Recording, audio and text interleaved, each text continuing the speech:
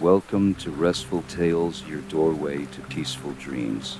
Like, share, comment, and subscribe to keep the stories alive. Sweet dreams awaits. Let's begin the story. The letter arrived on a chilly autumn morning, its edges crisp and the envelope thick, as if it held something weighty. Noah had been sitting in his small apartment in the city, nursing a cup of cold coffee, when he saw it. A stark contrast to the usual bills, it stood out with its deep crimson seal. His name was written across the front in bold, formal letters, and the handwriting was unfamiliar, neat, yet unnervingly stiff. Noah had always lived a life of uncertainty. He never knew his family well, and his last living relative was an uncle he had only met a handful of times during childhood. His uncle had been a reclusive man, living far away in a secluded house on the edge of town. Noah hadn't spoken to him in years, and when he heard the man had passed, there was little to stir his emotions. But this letter, this mysterious envelope, felt different. He slid his finger along the edge of the envelope and opened it with trembling hands, his mind racing through possibilities. The paper inside was thick, crisp, and smelled faintly of dust, as though it had been sealed away for years. The letter was simple, but the words were enough to make Noah pause. Dear Mr. Stroud, we are writing to inform you of the inheritance of the property located at 47 Ashford Road, a small cottage on the outskirts of town. Per the will of your late uncle Tobias Stroud, you are entitled to this property. However, there is one stipulation. You are required to reside in the house for 1 month before making any decisions regarding its future. Should you fail to meet this condition, the property will be sold, and the proceeds will be donated to charity. If you wish to accept this inheritance, you are to arrive at the property within the next 7 days. Sincerely, Morton and Davenport Law Firm. The words hung in the air, their meaning slowly sinking in. A house, property, the idea seemed foreign to him. He barely remembered his uncle, only a few vague memories of an old, grizzled man who never had much to say. He had lived a quiet, withdrawn life, and Noah had assumed that the house was simply another one of those forgotten family relics, something that would eventually be sold or forgotten about entirely. But now, this letter, the condition was odd. He had to live there for a month? It made no sense. He had no intention of staying in some old, decaying house for a month. Yet, the more Noah thought about it, the more appealing it seemed. His life in the city felt suffocating. He was always chasing after something that seemed just out of reach. Maybe, just maybe, this house, this strange inheritance, could offer him a way out, a chance to clear his head. Noah set the letter down and glanced out the window. The streets were covered in a thin layer of fog, the city's gray skyline barely visible through the mist. The thought of staying here, in the heart of the urban sprawl, seemed unbearable. The noise, the clutter, the constant pressure, it was all too much. The thought of getting away, even if just for a month, was a tantalizing escape. He made up his mind. The house, wherever it was, could be the fresh start he needed. And so, with little more than a sense of adventure, Noah packed a bag and set off for the property, unaware that the invitation to this strange inheritance would soon pull him into something far darker than he ever could have imagined. The journey to Ashford Road was long and winding. The small, sleepy town he arrived in felt like it had been forgotten by time. Streets were quiet, the few people who lived there kept to themselves, and the houses were old, worn, and distant. It felt like an entirely different world, separated from the bustling city he had left behind. He followed the directions from the letter until he found the road leading into the woods. As he drove deeper into the forest, the trees seemed to grow denser, their branches twisting overhead, blocking out the sun.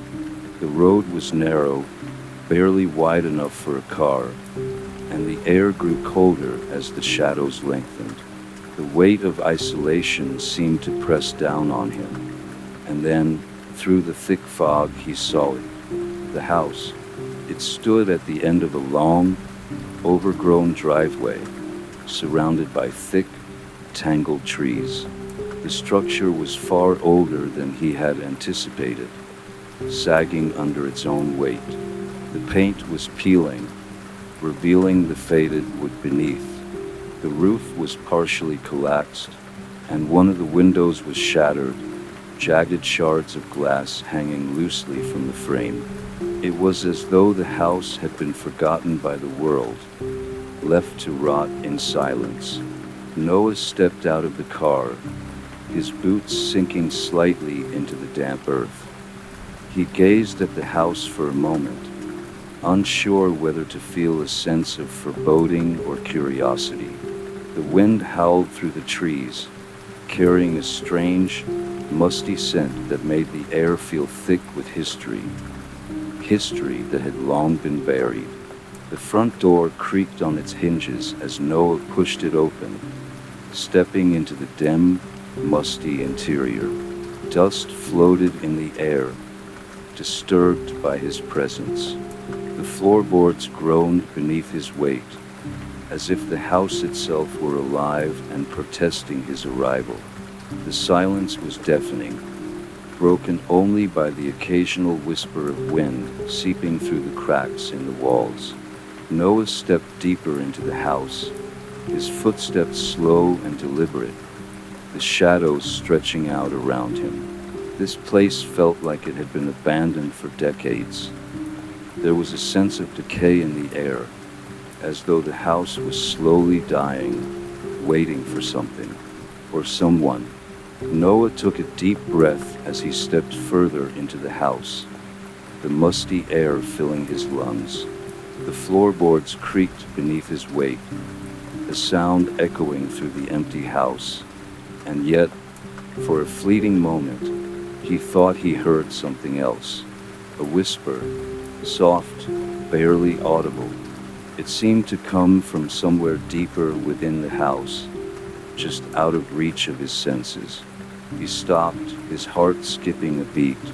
It was almost like a voice, but it was too faint, too distant to make out.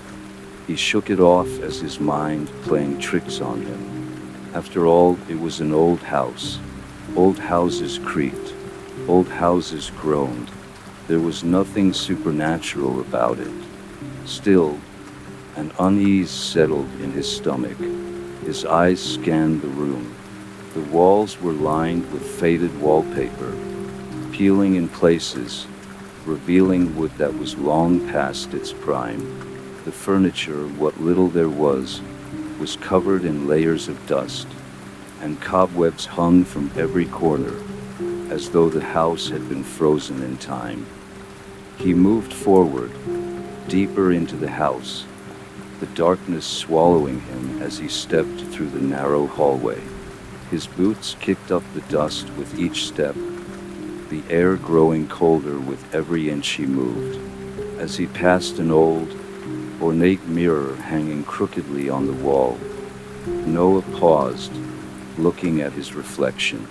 The mirror was large, framed in dark, tarnished wood, and the glass was cracked in several places. It was unsettling how distorted his image appeared, the cracks forming strange, jagged shapes across his face. Noah leaned in, touching the cold surface of the mirror with his fingertips.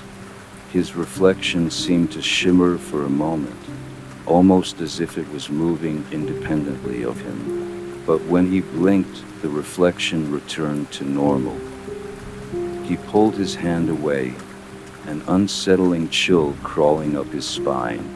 Focus, he muttered to himself, trying to shake off the unease that had settled into his bones. It was just an old house, nothing to be afraid of. He continued down the hallway, passing more rooms that were either empty or so cluttered with broken furniture and torn wallpaper that they seemed untouched by time.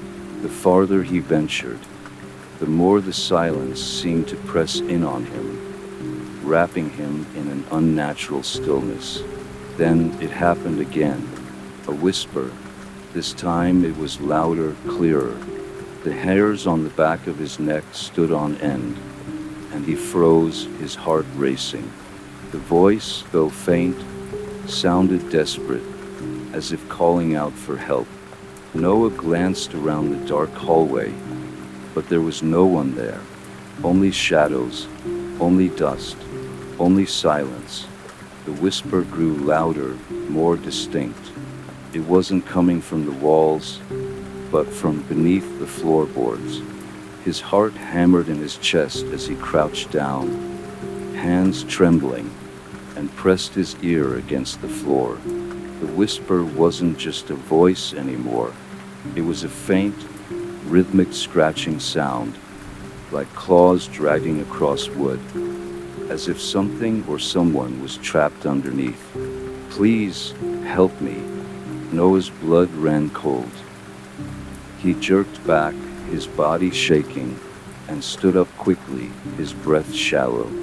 The room around him seemed to close in, the walls pressing in on him. His mind raced. What was going on here? Who or what was beneath the house? He backed away from the floor, his hands instinctively reaching for his phone. He turned it on, the glow illuminating the room with a soft blue light. His fingers hovered over the screen, unsure of what to do. Maybe he should leave.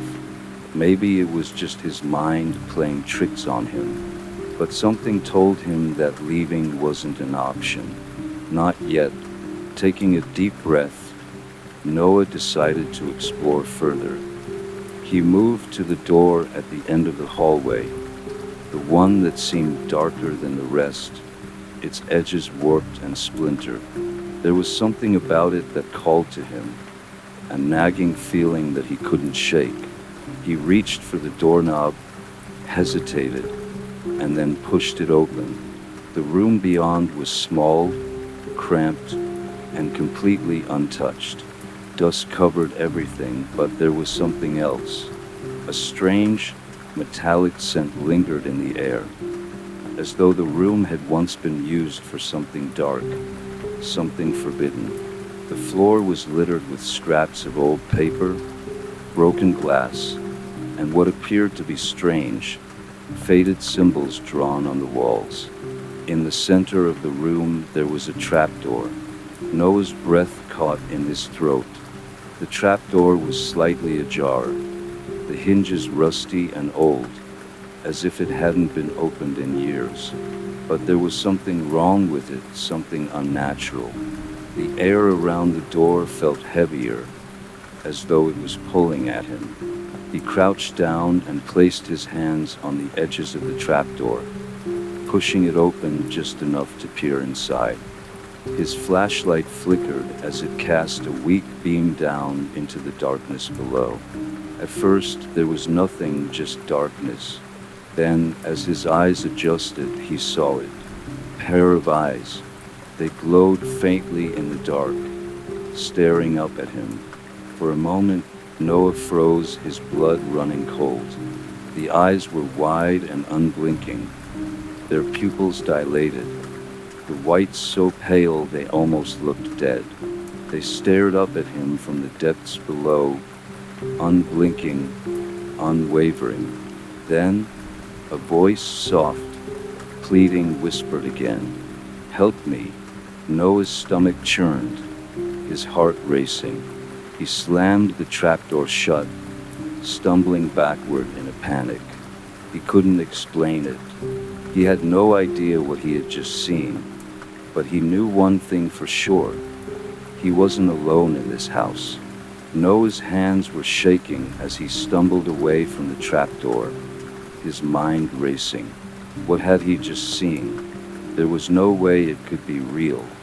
The house was old, abandoned for years. Surely the dark shadows, the glowing eyes, and the whispering voices were just his imagination, right? But deep down, he knew that wasn't the case. He could feel it in the pit of his stomach, that primal sense of danger that never lied.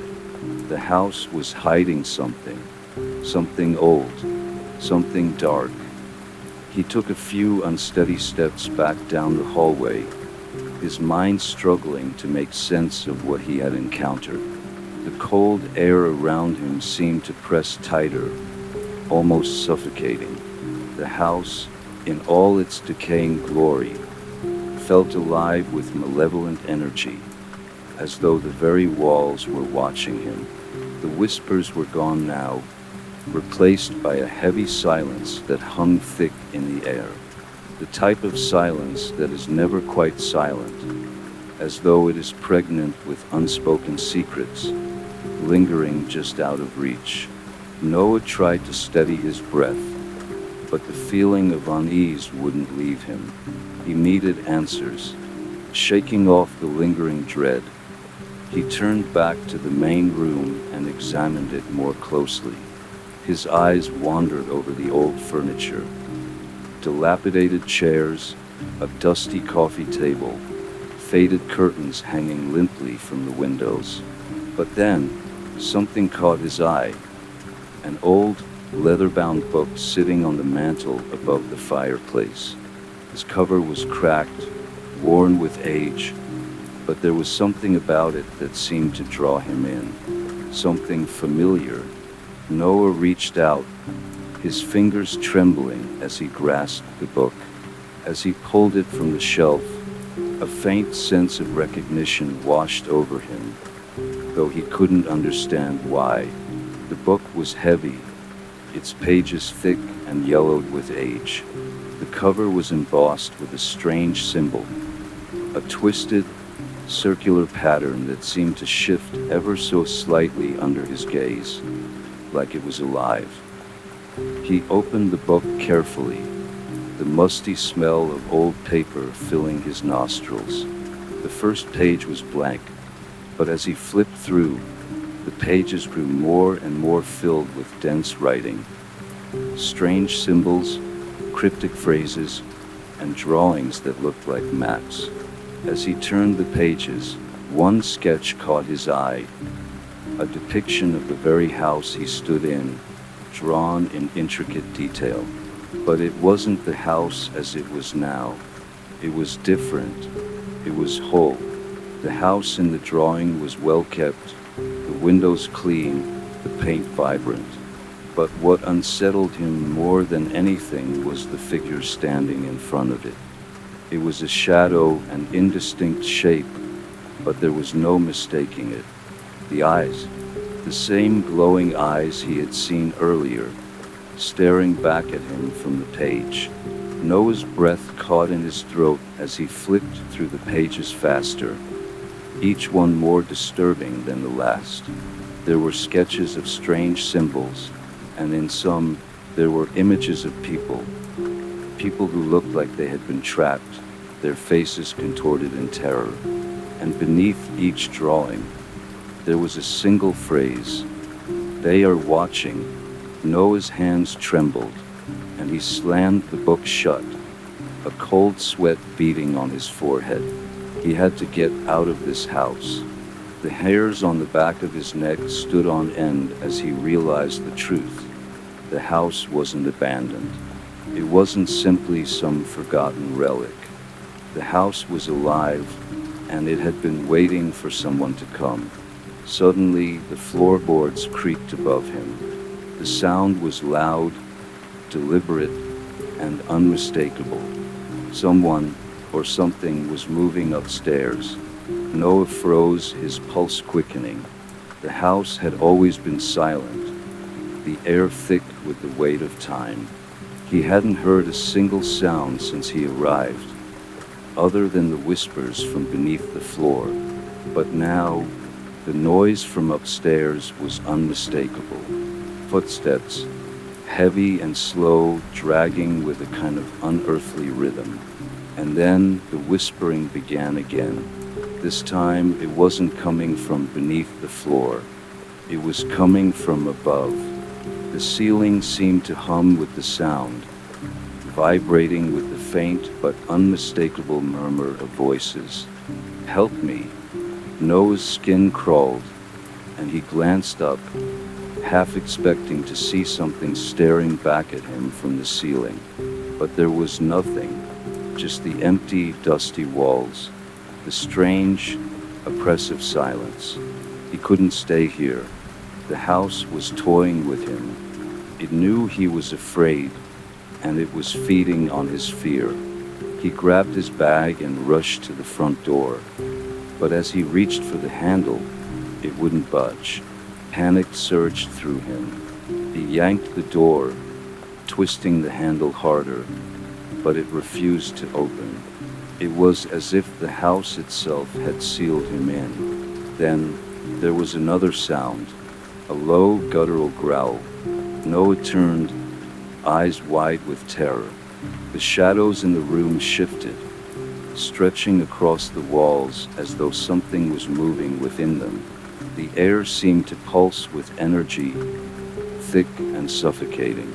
And then, from the darkness, something stepped into view. The figure, tall and gaunt, its face obscured by a hood, its skin pale and stretched tight over its bones. It moved with unnatural speed, gliding across the room without making a sound, its eyes glowing faintly, just like the ones Noah had seen in the trapdoor. "Leave now," the figure rasped, its voice cold and brittle, like dry leaves crunching underfoot. Noah staggered back, fear gripping him. His heart pounded in his chest, and every instinct screamed at him to run. But before he could make a move, the figure reached out with long, skeletal fingers, gripping the air in front of him as if grabbing hold of something unseen. And then, a new voice. "Stay. It's too late." Noah spun around, his eyes darting from corner to corner of the room. But there was no one else. Only the figure, still standing motionless, staring at him with hollow eyes. "No, please," Noah whispered, his voice cracking. But it was too late. Noah's heart raced as the figure in front of him remained still, its hollow eyes never leaving his face. The room seemed to close in on him, the air thick with a suffocating weight. Every breath felt labored, as though the very atmosphere was conspiring against him. The shadows seemed to shift, their movements unnatural, as though they were alive, swirling around him in an invisible current. "Too late," the figure rasped again, its voice sending a chill down Noah's spine. "The house has chosen." Noah's mind raced as he tried to process the words.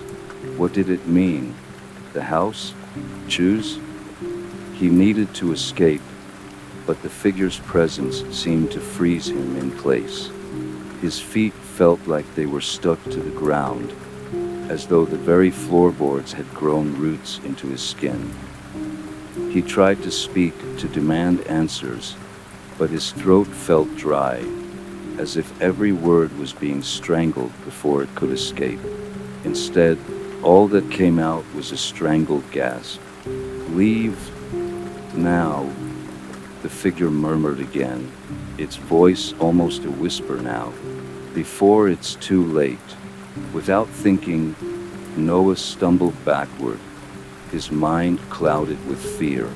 The figure's skeletal hand moved toward him, and for a moment, Noah thought it would touch him, grip him and drag him into the dark depths of the house. But before the cold fingers could make contact, a deafening sound erupted through the house, shaking the walls. The scream, not a human scream, but a wailing, shrieking sound, like the voice of something trapped in agony. The scream came from deep within the house, somewhere below him, echoing through the walls as though the entire structure itself was screaming in torment. The figure paused, its eyes flickering, and in that moment, Noah gathered enough strength to break free from his paralysis. He bolted toward the door, his hand grasping the handle, desperation flooding through him. He yanked with all his strength, but it was still locked, as if the house itself had sealed him in. The wailing grew louder, closer. It reverberated through the room, shaking the very foundation beneath Noah's feet. The shadows stretched and twisted, forming grotesque shapes on the walls. He could hear footsteps again, but these were not the soft, deliberate steps of the figure. These were quick, hurried, as though someone or something was running toward him, faster and faster. Then the figure spoke again, its voice now low and filled with a kind of sorrow. Once you enter, it never lets go. Noah's mind swirled, panic taking hold. He couldn't breathe, couldn't think, couldn't do anything but stare at the figure that seemed to loom closer with every passing second. The shadows in the corners of the room seemed to crawl, inching toward him as if alive. The air grew colder, and the wailing became unbearable, like 1,000 voices crying out in pain. He turned, his gaze darting around the room for an escape. His eyes locked onto the window.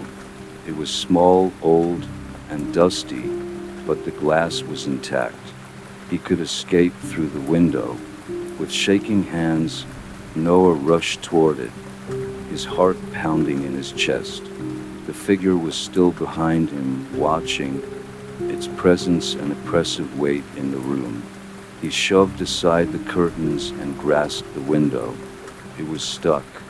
The frame was swollen from age, refusing to budge. He slammed his shoulder against the glass, desperation making his movements frantic. The wailing rose to a crescendo, filling the room with an unbearable cacophony of anguish. And then, just as he thought he couldn't take it any longer, the window cracked open with a sudden, violent force.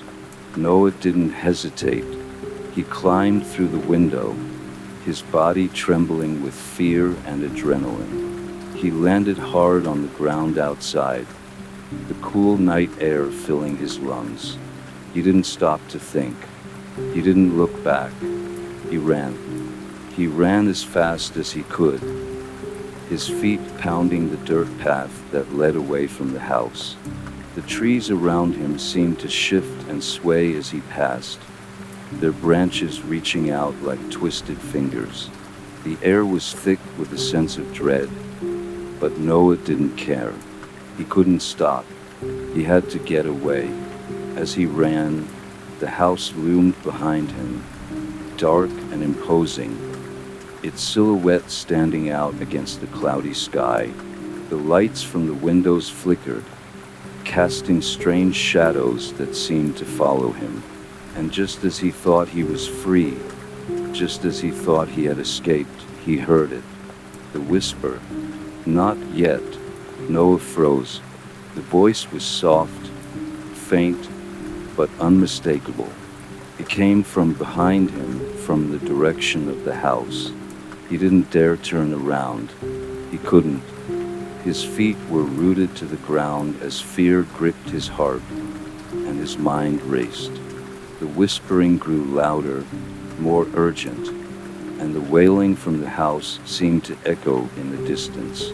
But there was something else now, a low, guttural growl, like something waking from a long slumber, something angry and hungry. Noah's mind snapped. He turned and ran even faster, his legs pumping furiously, his breath ragged in his chest. He couldn't hear the footsteps behind him anymore, but the growling had stopped, replaced by an eerie silence that made his blood run cold. He stumbled down the path, feeling as though something was just beyond his reach, waiting for him to make a mistake. The darkness seemed to stretch on forever, and with each step, the fear that had gripped him in the house seemed to tighten its hold. Finally, after what felt like an eternity, he reached the end of the path, emerging from the trees into a clearing. He looked around, his breath coming in shallow gasps. There was no sign of the house, no figure, no growling. The world around him was eerily still. But then he heard it again, the whisper, "Come back." Noah's heart skipped a beat. The voice was unmistakable, soft, beckoning, and strangely familiar. It sent a shiver down his spine, the hairs on his neck standing on end. He stood in the clearing, unable to move, frozen by the voice that seemed to come from everywhere and nowhere at once. The wind had died down, leaving an eerie stillness in the air. Even the trees seemed to hold their breath. "Come back," the whisper repeated, a little louder this time. It was impossible. Noah had just escaped. The house was behind him, or so he thought. He had run with everything he had, his body screaming in exhaustion, his mind frantically trying to make sense of what was happening. But the whisper, it felt like it was coming from within him, from the deepest parts of his own fears. Without thinking, Noah took a tentative step back toward the path he had come from. His legs felt heavy, unwilling to obey, as though the very ground beneath him was pulling him back, urging him to return to the house. His breath came in shallow gasps as he turned, and slowly, cautiously, he began to walk back into the trees. Each step felt like a betrayal. Every instinct screamed at him to run, to get as far away from the house as possible. But some invisible force, pulled him toward it. The air grew colder, and the shadows around him deepened. It felt as if the night was swallowing him whole. The wailing from the house was distant now, but it lingered in the background like a dull ache in his mind, a constant reminder of the horrors he had escaped. And then, in the distance, he saw it, the house. It was standing exactly where it had been before, its dark silhouette cutting through the misty night. The windows were pitch black, but Noah knew something was watching him. He could feel it deep in his bones. As he approached the front door, it creaked open on its own, slowly, as if welcoming him back into the fold. The sound of it echoed in the stillness, and Noah hesitated, his heart pounding in his chest. He wanted to turn around, to run in the opposite direction, but the pull was too strong. The house had called him back, and somehow he knew he had to go inside. Reluctantly, he stepped through the doorway. The atmosphere inside was thick with an unnatural cold. The walls seemed to press in on him, the darkness so dense it felt like he was stepping into a void. He could still hear the whisper, but it was no longer coming from the air. It was in his head now, a voice that seemed to resonate from the very core of the house. "Welcome back, Noah." The voice was clearer now, more distinct. It sent a chill racing down his spine. Noah's breath caught in his throat. "Who are you?" he whispered, his voice trembling. "What do you want?" There was a long pause, and then the voice replied, soft and haunting. "We want you, Noah. We need you. Noah's mind raced. This couldn't be happening. The house couldn't want him. He had no connection to it, no ties. But somehow, the longer he stood in the doorway, the more he felt a connection to it. A dark, unrelenting bond. The walls seemed to pulse with a life of their own, breathing in time with his every movement. Why me? Noah asked, his voice shaking. A shadow moved across the room, coalescing into a shape, long, thin, and distorted. It hovered in the darkness, the faintest glow of its eyes piercing the blackness. For a moment, Noah thought he saw something, a face or perhaps just a shape in the shadows. But the more he stared, the more it seemed to distort, to shift. And then it was gone. You don't need to know why, the voice continued, its tone mocking. You were always meant to return. Noah's mind was spiraling. He had to leave. He couldn't stay here any longer. He turned and tried to make his way toward the door, but the house had already started to change. The walls seemed to close in around him, narrowing the path to the exit. The door had vanished, replaced by a long hallway that stretched into infinite darkness. The air was thick now, almost suffocating. It was as if the house had become alive, wrapping its fingers around him, refusing to let go. Noah's chest tightened as he tried to breathe, but it felt like the air had turned to concrete, heavy and impossible to inhale. The whisper returned, louder this time, and it came from all directions. You can't leave. Not anymore. A cold, harsh laugh echoed in the room, and Noah spun around in a panic, his heart racing. He had to get out. He had to escape. But it was too late. A figure emerged from the shadows, moving toward him at an unnatural speed. It was tall, gaunt, with long twisted limbs and an impossible jagged smile. The face was obscured by a hood, but Noah could feel its eyes on him, cold, empty eyes that seemed to bore into his soul. The figure stopped just inches away, its presence overwhelming. Noah could feel its breath on his skin, a coldness that seeped into his very bones. You are ours now, the figure said, its voice low and guttural. The house has claimed you. Noah took a step back, terror flooding his mind.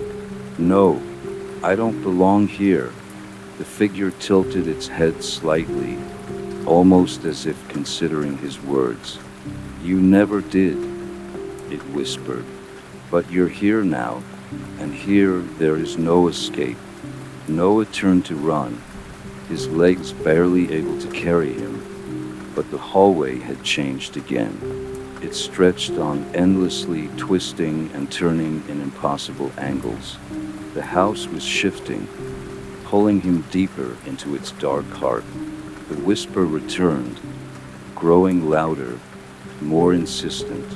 Come back. You are one of us now. And then, everything went dark. When Noah awoke, the first thing he noticed was the silence. It was unlike anything he had ever experienced. Unnatural, suffocating. The kind of silence that gnawed at your mind, made you question your own thoughts. He was lying on a cold stone floor. His head throbbed, a dull ache pulsating through his skull. He slowly pushed himself up, his hands trembling as they touched the ground. The air around him felt damp, heavy with an ancient, oppressive presence. His surroundings were unrecognizable. This wasn't the hallway he had seen before. This was a room, if it could even be called that. The walls were covered in strange symbols, etched deep into the stone. They seemed to move when he wasn't looking directly at them, shifting and writhing like something alive, almost as if they were watching him. Noah tried to stand, his legs weak and unsteady, but the instant he rose to his feet, the floor beneath him groaned. The house was alive, its every creak and sigh a warning, a reminder that it had a mind of its own. He looked around the room, his eyes scanning for an escape, but there were no windows, no doors, just the symbols on the walls and the faint glow of an unseen light. The room felt like it was breathing, a steady pulse that matched the beating of his heart. And then, a voice, faint at first, whispered from the darkness, "You shouldn't have come back." Noah spun around, his heart slamming against his ribs. The voice was familiar yet distant. It was the same voice he had heard before, the one that had called him back to the house, the one that had haunted his dreams. But there was something different about it now, something darker. "Who are you?" Noah demanded, his voice hoarse. "What do you want from me?" The whisper faded, replaced by a low, guttural laugh that sent chills down his spine. The walls seemed to shift, the symbols pulsating with an eerie glow, casting strange shadows across the room. And then, something moved in the darkness. A figure, barely visible, but its presence unmistakable. Noah stepped back, his eyes wide with fear. The figure was tall, impossibly so, its limbs stretching at odd angles. It seemed to float just above the ground, its form distorted by the shifting shadows. The face was obscured, but Noah could feel its eyes, cold, empty, and full of ancient malice. "You never left," the figure rasped. "You just wandered further in." Noah's heart pounded in his chest, his breath coming in shallow gasps. He backed into the wall, his eyes darting around the room for an escape, but there was nowhere to go. The figure moved closer, its steps silent, its presence overwhelming. "You think you're the first?" The figure continued, its voice growing louder, more menacing. "This house is old, Noah, older than you could ever imagine, and it claims those who are foolish enough to enter." Noah's mind raced. He had to get out. He had to leave before whatever this thing was reached him. But as he moved to turn, the walls shifted again, closing in on him. The room seemed to stretch and contract, bending the very laws of space around him. "There is no escape," the figure said softly, almost pityingly. "Once you enter, there is no leaving. This house has claimed you. It always does." Noah's mind snapped, panic flooding his system. He had to run. There had to be some way out of this madness. He turned and stumbled toward the far corner of the room, his eyes desperate to find a way out. But there was nothing, just more walls, more symbols, more shadows. The figure stepped closer, its form becoming clearer, more solid with every passing second. Noah could see its face now, twisted and contorted, a grotesque mask of malice and despair. The eyes, those hollow, unblinking eyes, seemed to pierce through him, seeing past the surface and into his very soul. "You should have stayed away," the figure whispered, its voice like cold steel against his skin. "Now you belong to the house." Noah felt the ground beneath him shift, and before he could react, the walls seemed to close in, pressing in on him from all sides. The symbols on the walls twisted and writhed, crawling across the stone like insects. The air grew thick and suffocating, and he could hear his own heartbeat pounding in his ears. The figure's laugh echoed through the room, deep and guttural, filling the space with an overwhelming sense of dread. And then Noah felt it, a cold hand reaching out from the darkness, its grip ice cold and unyielding, wrapping around his wrist. He screamed. The sound was swallowed by the house, fading into nothingness as the walls closed in even tighter, trapping him in the cold embrace of the dark. The last thing he saw before everything went black was the figure's face, grinning with malice, as it whispered one final word. Mine. Noah's vision returned slowly, his eyes fluttering open to find himself lying on the cold stone floor again. His body felt heavier than before, as if the weight of the house itself had settled on top of him. Every part of him ached. His limbs were stiff, his chest tight, and his head throbbed with the remnants of the terror he had just experienced. But something was different now. The oppressive silence that had once surrounded him had been replaced by a low, ominous hum.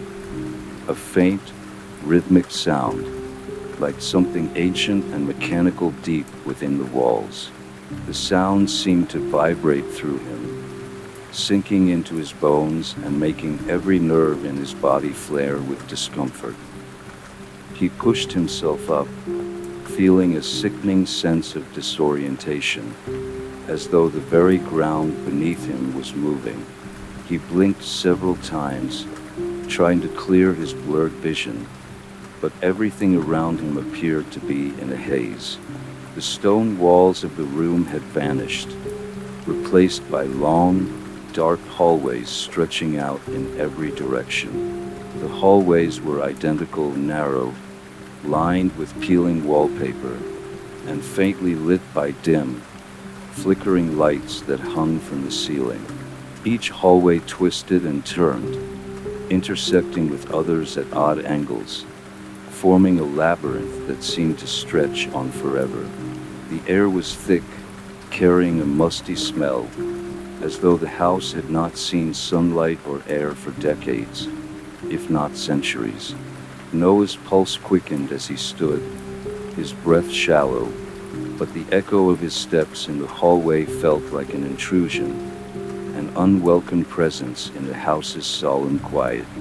The walls seemed to close in as he moved forward, as though the house itself were pushing him, forcing him deeper into its dark heart. He had no idea how long he had been unconscious. Minutes, hours. The concept of time felt irrelevant here. The house didn't obey the same rules of reality as the outside world. It was as if time itself was distorted, broken, held in place by some unseen force. "Where am I?" he muttered to himself, his voice trembling as the words escaped his mouth, swallowed by the hollow vastness of the hallways. A chill swept through the air, and Noah's skin prickled with the unmistakable feeling of being watched. The walls groaned softly, as if they, too, were alive, constantly shifting around him. He turned a corner, hoping to find an exit, but only more darkness greeted him. The hallway seemed endless, stretching in every direction. No signs of escape, no sign of where he had come from. Then, out of the corner of his eye, he saw it, a figure moving in the shadows, just beyond the flickering lights. For a moment, he thought it was his imagination, a trick of the light, but the figure was real, tall and gaunt, with hollow eyes that seemed to glow faintly in the dark.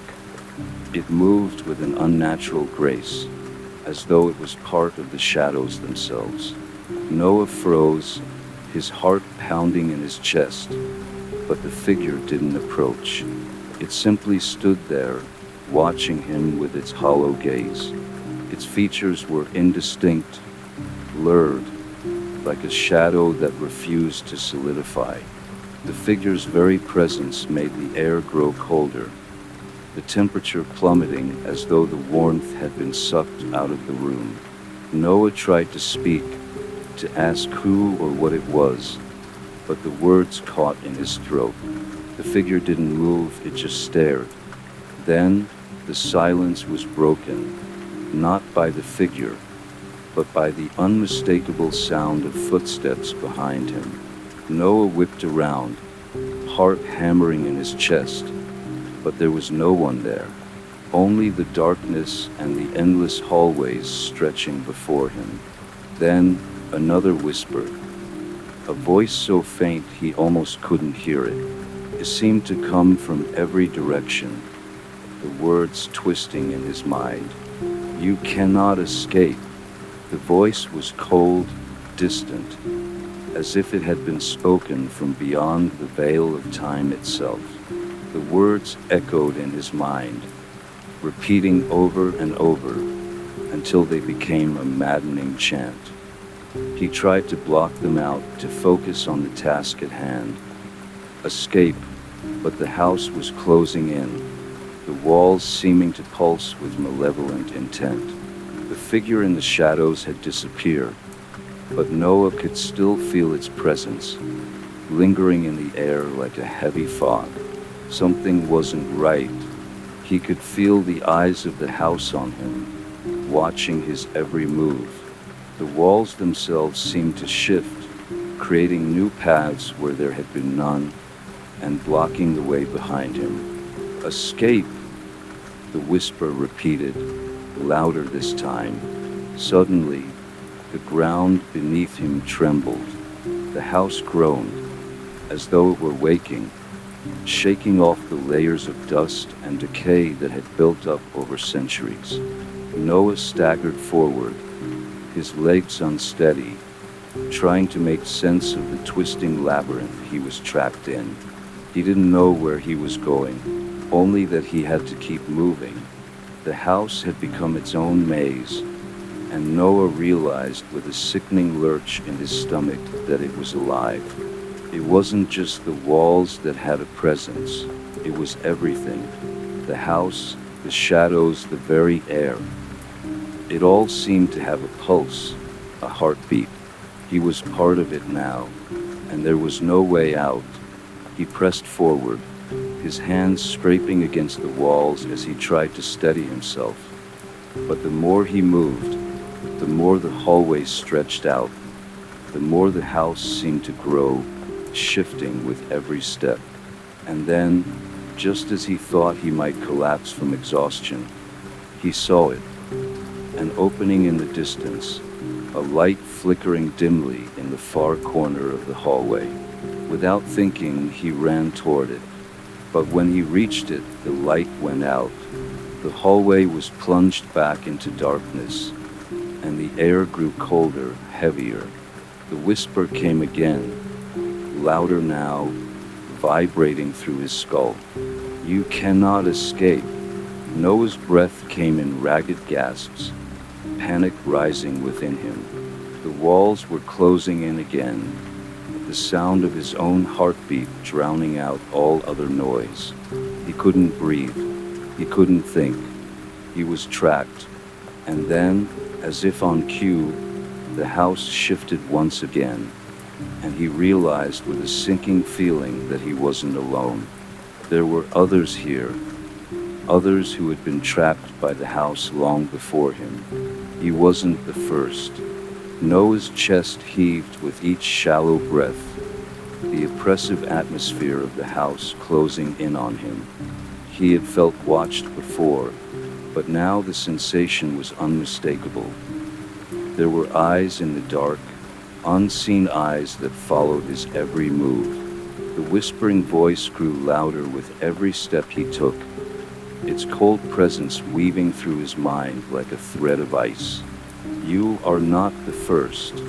The words echoed in his skull, rattling his thoughts, until the very foundation of his sanity seemed to crack. He staggered forward, his legs growing weaker with each movement. The walls seemed to tighten around him, narrowing the hallway and until it felt as though the house was trying to squeeze the very life out of him. But despite the suffocating pressure, Noah pushed forward. He had no choice. Escape was the only thought that kept him going, the only thing that fueled his every step. The hallway stretched on, each turn leading to more twists and dead ends, as if the house itself was designed to confound and ensnare. His mind raced as he tried to make sense of what was happening. The house, the whispers, the figure in the shadows. Was it all real, or was it some manifestation of his own fear? Was he losing his grip on reality? Suddenly, a flicker of light in the distance caught his eye. At first, it seemed like another trick of the mind, but then it blinked again, clearer this time, steady and constant. Without thinking, Noah sprinted toward it, hoping against hope that it might lead to something, anything familiar. As he reached the light, the temperature dropped sharply, the cold biting at his skin like icy needles. His breath came in clouds, and the light grew brighter, revealing a narrow wooden door at the end of the hallway. It was old, its edges worn and scratched as if it had been touched by countless hands over the years. The door stood there, beckoning him, a sliver of hope in a house that offered nothing but despair.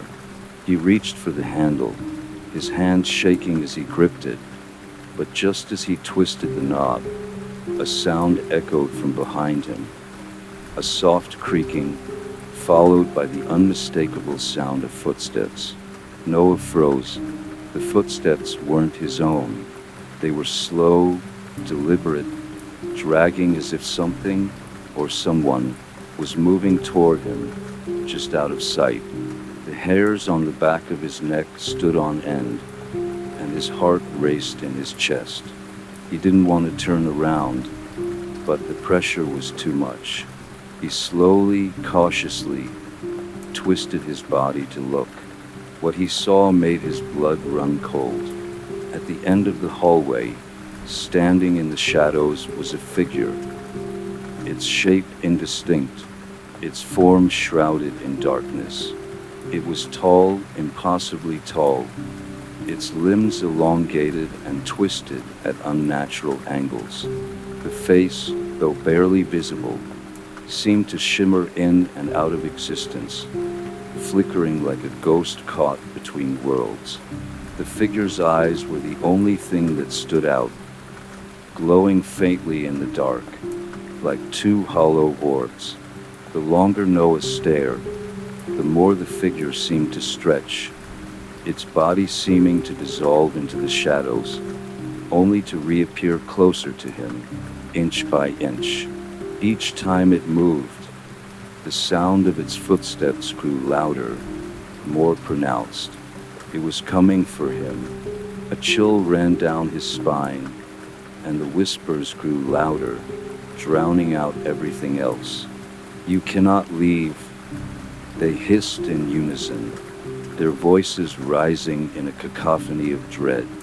"You are part of us now." Noah slammed his hand against the door, desperate to escape, but it wouldn't budge.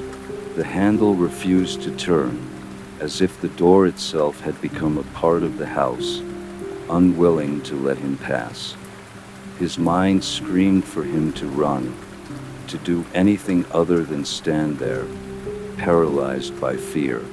But his legs felt like lead, his body rooted to the spot.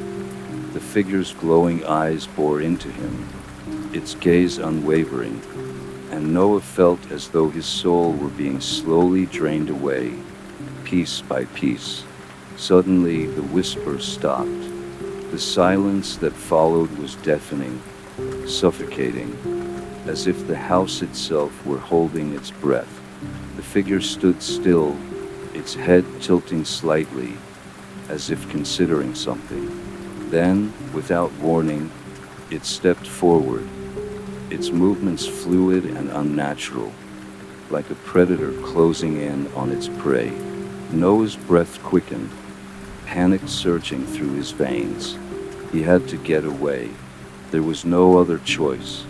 With all the strength he could muster, he threw himself at the door, slamming his shoulder into it with all his weight. The impact sent a shock wave through his body, and for a moment, he thought he had hurt himself. But then, with a sharp creak, the door swung open. He didn't hesitate.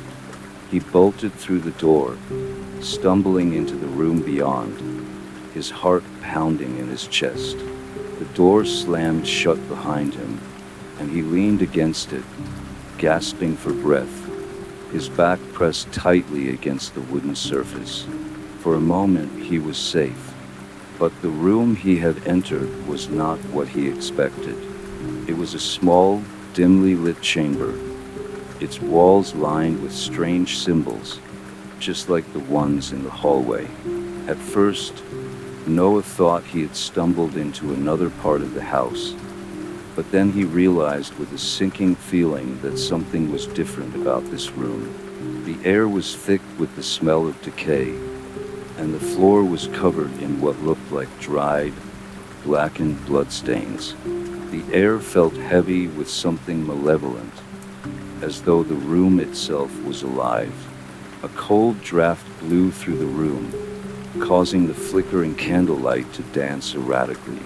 Noah's eyes darted around, searching for an escape, but the only way out was the door he had just come through, and he could already hear the footsteps again, getting closer. There was nowhere left to run. Noah's breath caught in his throat as he backed away from the door, his mind racing to make sense of what was happening. The room he had entered seemed to pulse with an unnatural energy, a feeling that everything within its walls was waiting, watching.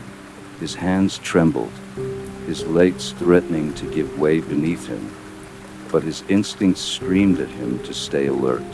The air was thick, and every movement felt like it was being scrutinized by something unseen. As he turned his gaze back toward the center of the room, his eyes locked onto something that made his blood run cold. In the far corner, half hidden in the shadows, stood a tall, ornate mirror.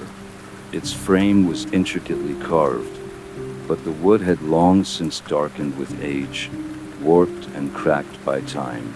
The glass, however, was the most disturbing part. It was perfectly clear, not a single speck of dust or smudge on it, and yet it felt wrong. The reflection it cast was not like that of a normal mirror. Noah could sense it immediately. The reflection in the mirror wasn't his own. It was a face, a gaunt, hollow face, with eyes that seemed to reach out of the glass, their dark hollows staring directly at him.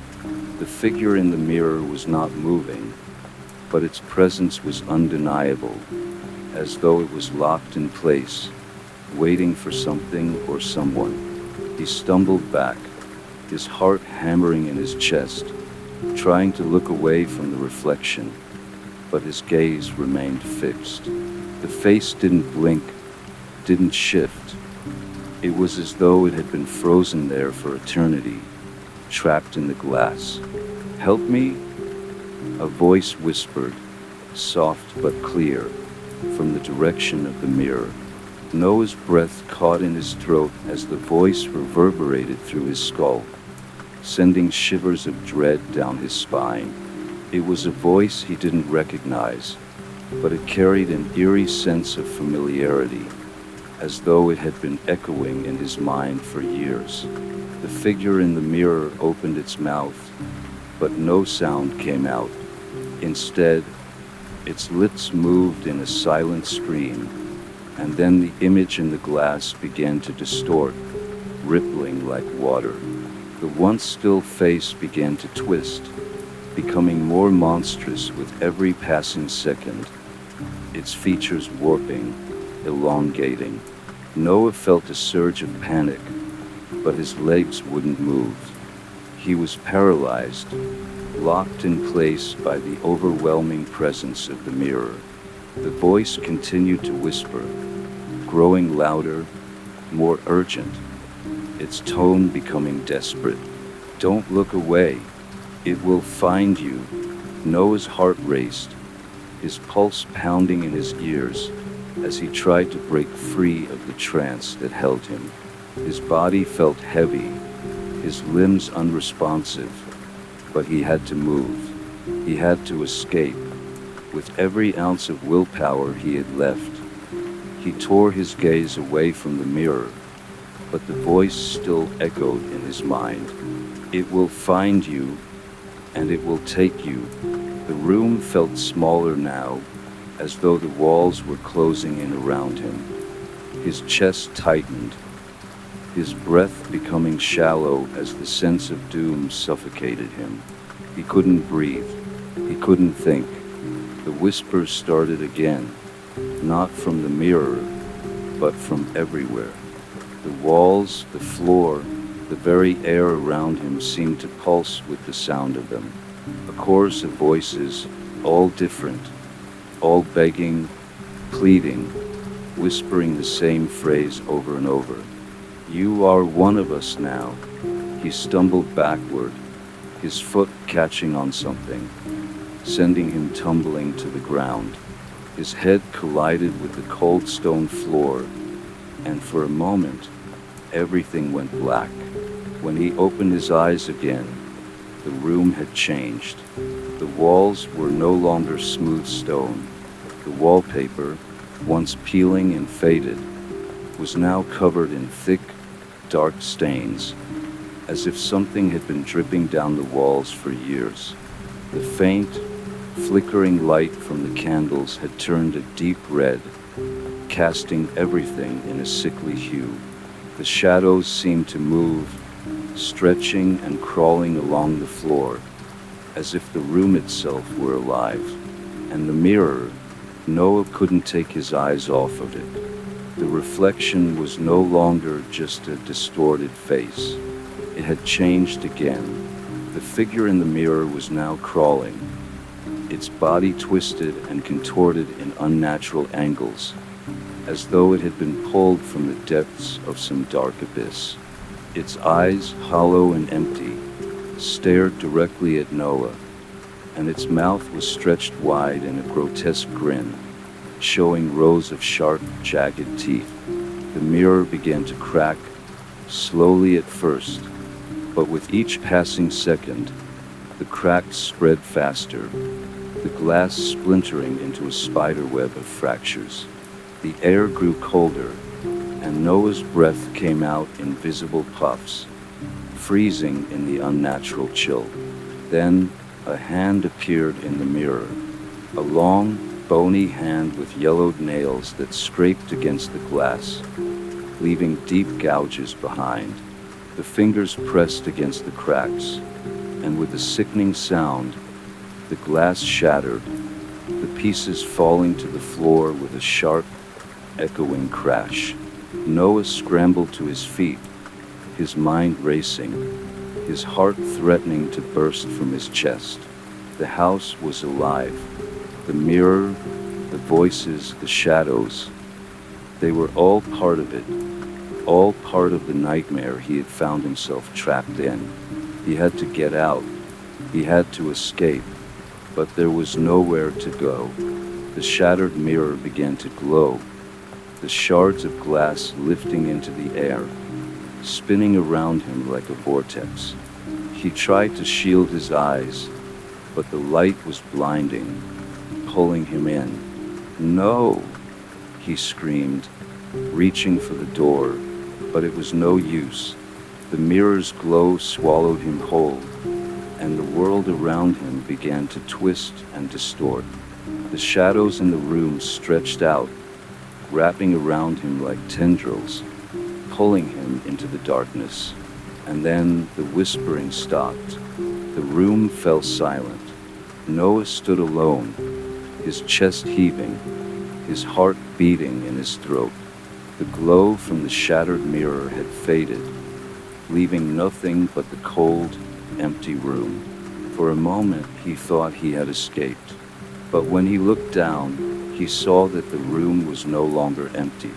The floor was covered in shadows, thick, dark shapes that seemed to writhe and shift, as if they were alive. And within the shadows, there were faces, faces of the lost, their hollow eyes staring up at him, mouths open in silent screams. And as the last whispers of the house echoed in his mind, he understood. He wasn't alone. He never had been. Noah stumbled backward, his eyes wide with horror, unable to tear his gaze away from the shadows that now consumed the room. The faces within them, hollow, twisted, and contorted in agony, seemed to reach out toward him. Their eyes were endless voids, devoid of emotion yet filled with an intense, soul-chilling hunger. He could feel their presence even without looking, as though they were crawling under his skin, seeping into his thoughts. The whispers returned, but they weren't like before. They weren't just faint murmurs in the distance. Now they were all around him, pressing against his ears, rushing through his mind, each voice distinct yet part of the same collective. The language was unintelligible, but their tone was unmistakably sinister, pleading, demanding, begging for release. No, no, Noah whispered, shaking his head in disbelief. This isn't real. But it was. It had to be. The walls seemed to close in, the shadows stretching and shifting with every passing second, creating grotesque shapes that danced in his peripheral vision. He spun around, trying to make sense of the chaos, but every angle he looked at only deepened the horror. The air grew heavier with each breath, suffocating him, and his heart raced as a cold sweat soaked his skin. His body screamed for him to run, but his legs refused to obey. Every instinct in him told him to escape, but the whispers held him in place, as though the room itself was forcing him to stay. He turned his gaze back to the center of the room, his body trembling with fear. The shadows seemed to form into something more solid now, like hands reaching from the corners, from beneath the floor, from the cracks in the walls. Their fingers scraped against the ground, dragging across the wooden floor with a sound that made Noah's blood run cold. "Help us," a voice croaked, deep and hoarse, like something from a nightmare. "You can free us. You can release us from the dark." Noah shook his head, a cold sweat dripping down his face. His breath came in ragged gasps, his mind spinning in a whirlwind of terror. He couldn't let himself fall into the trap. He knew better. He couldn't trust the voices. They were lies, whispers from the other side. But as the shadows continued to stretch toward him, he felt something else. A tug at his chest, a cold pressure that seemed to claw at him from the inside. It was like something was trying to drag him into the darkness, pulling at his soul. The shadows began to move more rapidly, shifting with purpose. They coalesced into a single mass in the center of the room, forming a figure. A tall, gaunt figure, its outline hazy and indistinct, but with eyes that glowed like dying embers in the dark. The figure was cloaked in black, its face hidden in shadow, but its presence was unmistakable. It was something ancient, something that had been waiting for a long time. "You should not have come here," the figure's voice echoed, its tone deep, like a rumbling growl. "This place was never meant for the living. You are the key, Noah. You are the one who will release us all." Noah took a step back, fear gripping him like a vice. His body trembled uncontrollably, but he couldn't look away. The figure's eyes were locked onto his, burning with an intensity that seemed to pierce his very soul. What do you want from me?" Noah croaked, his voice barely a whisper. "You have already given us what we needed," the figure said, stepping forward. The shadows swirled around it, twisting and contorting like serpents, each one reaching out to touch him. "But you are not finished yet. You must join us, Noah. You must become one with the darkness." The room seemed to close in on him, the walls warping and shifting, the air growing thicker, more oppressive. The figure's hand reached out, long fingers stretching toward him, each movement slow but deliberate. Noah could feel the pull, as though something deep inside him was responding to the call. He could hear the whispers more clearly now, no longer a distant hum, but a chorus, a maddening cacophony of voices, all speaking to him, all demanding something. He stepped backward again, his foot slipping on the slick floor, and the figure's hand brushed against his shoulder. The touch was icy cold, sending a shock of terror through his body. "No!" Noah gasped, tearing away from the figure's grasp. He stumbled backward, his legs finally obeying, moving him toward the door. The whispers grew louder, the shadows stretching toward him like claws. The figure's voice echoed in his mind, relentless, clawing at his thoughts. "Run if you must, but it will not save you. You will always be ours." Noah reached for the door handle, his hand trembling as he gripped it. With a burst of adrenaline, he threw open the door and stumbled into the hall, gasping for air. He didn't dare look back. He could feel the presence of the figure, of the darkness, pursuing him, wrapping around him like a suffocating fog. He ran, his breath ragged, his legs screaming for release, but he couldn't stop. He couldn't let the darkness catch him. He sprinted down the hallway, his mind racing for an escape, for something, anything, that could save him. But the house was alive. It was everywhere. The walls seemed to close in, the floor shifting beneath him, the shadows creeping toward him from every direction. Noah didn't know where he was going. He didn't know what he was running from. He just ran. And as he turned a corner, he found himself face to face with a door, one he hadn't seen before. A door that was covered in symbols, runes carved into the wood, their meaning unclear but unmistakably ancient. The door seemed to hum with a dark energy, and Noah hesitated for only a moment before he grabbed the handle. The door creaked open, and Noah stumbled inside, his heart pounding in his chest. And as he crossed the threshold, he realized too late that he had just stepped into the heart of the house.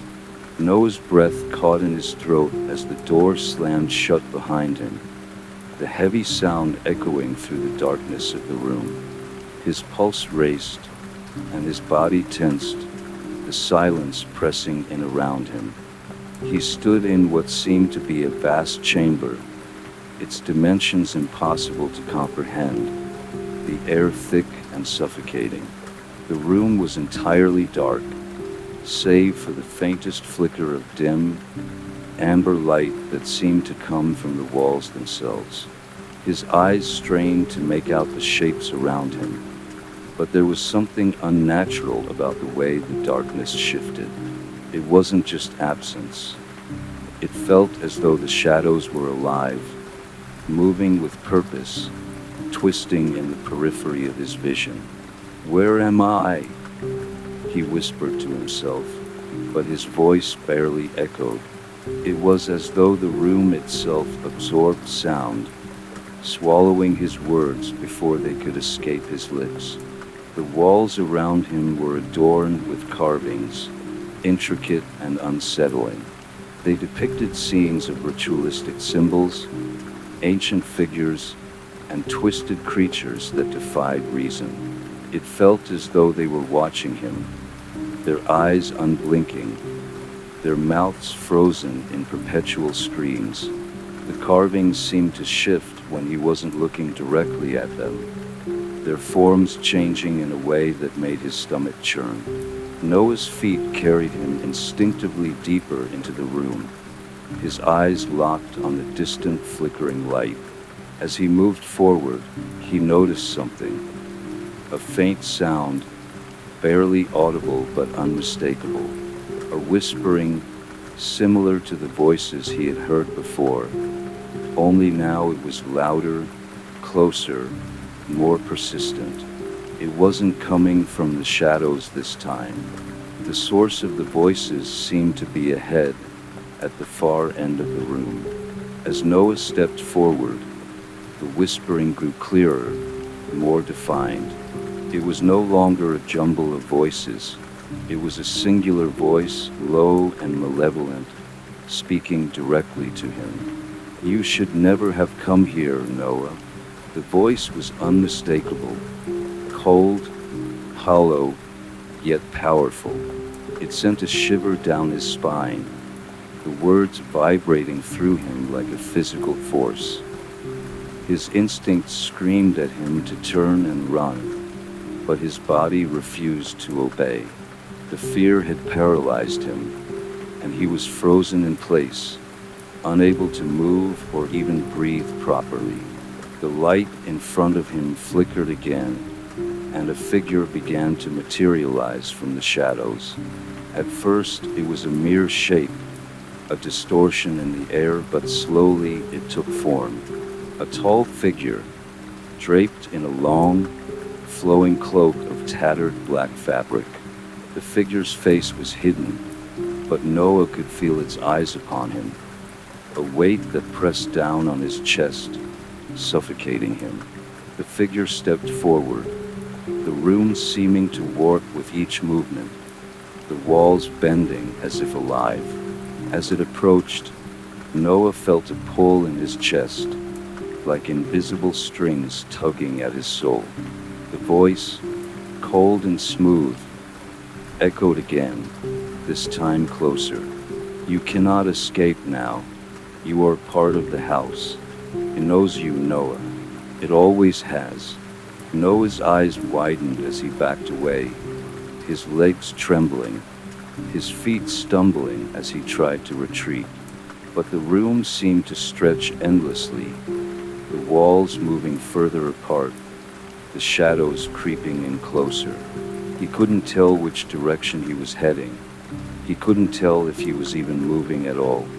The figure was closer now, its presence consuming the room. "Why?" Noah choked out, his voice trembling as he tried to speak through the growing sense of dread. "What do you want from me?" The figure paused, its head tilting slightly, as if considering the question.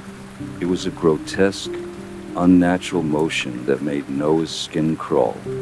"You are the key," the figure said, its voice a cruel, chilling whisper.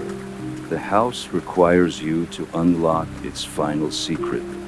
You are the one who will release us, and condemn yourself in the process." Noah felt his blood run cold. He could feel his heartbeat in his throat, each pulse like a drumbeat of doom.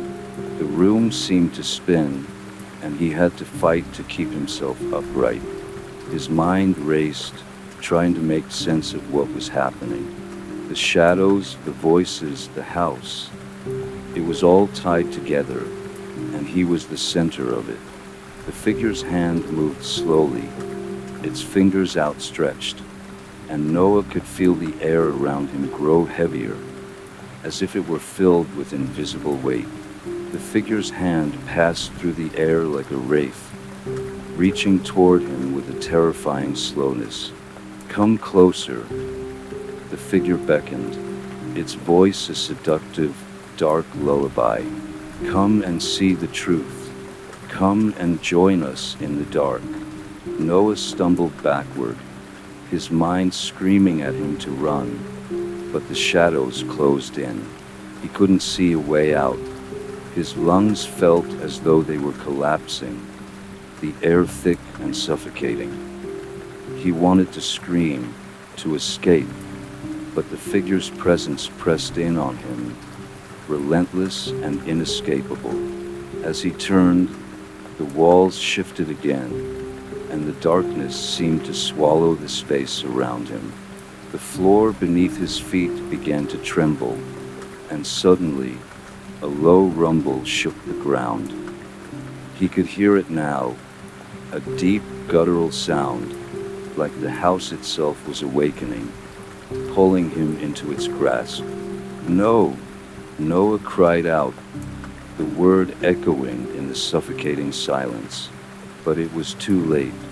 The figure was right behind him, its cold breath brushing against the back of his neck. The whispers rose to a maddening crescendo, each voice filling his mind, drowning out all reason. He could feel the weight of the house pressing down on him, suffocating him, its grip tightening around his chest. He was no longer in control. As he closed his eyes, he felt the darkness consume him, his body collapsing to the floor, the ground giving way beneath him as if the very foundations of the house were falling apart. The figure loomed over him, its face still hidden in shadow, and the voice spoke again, louder now, almost triumphant. "It is done." Noah's eyes snapped open, but he wasn't sure where he was. The room was no longer the vast, shifting chamber it had been moments ago. Instead, he found himself in a cramped, dimly lit space that smelled of damp earth and decay. He could hear the sound of water dripping from somewhere above, each drop echoing in the silence. The walls around him were jagged and rough, made of stone, and the air was thick with the stench of rot. For a moment, he thought he had woken from a nightmare, some twisted vision brought on by his fear. But as he sat up and looked around, he realized with growing dread that it was real. The same figure, the one that had haunted his every step, was now standing in front of him, watching, waiting.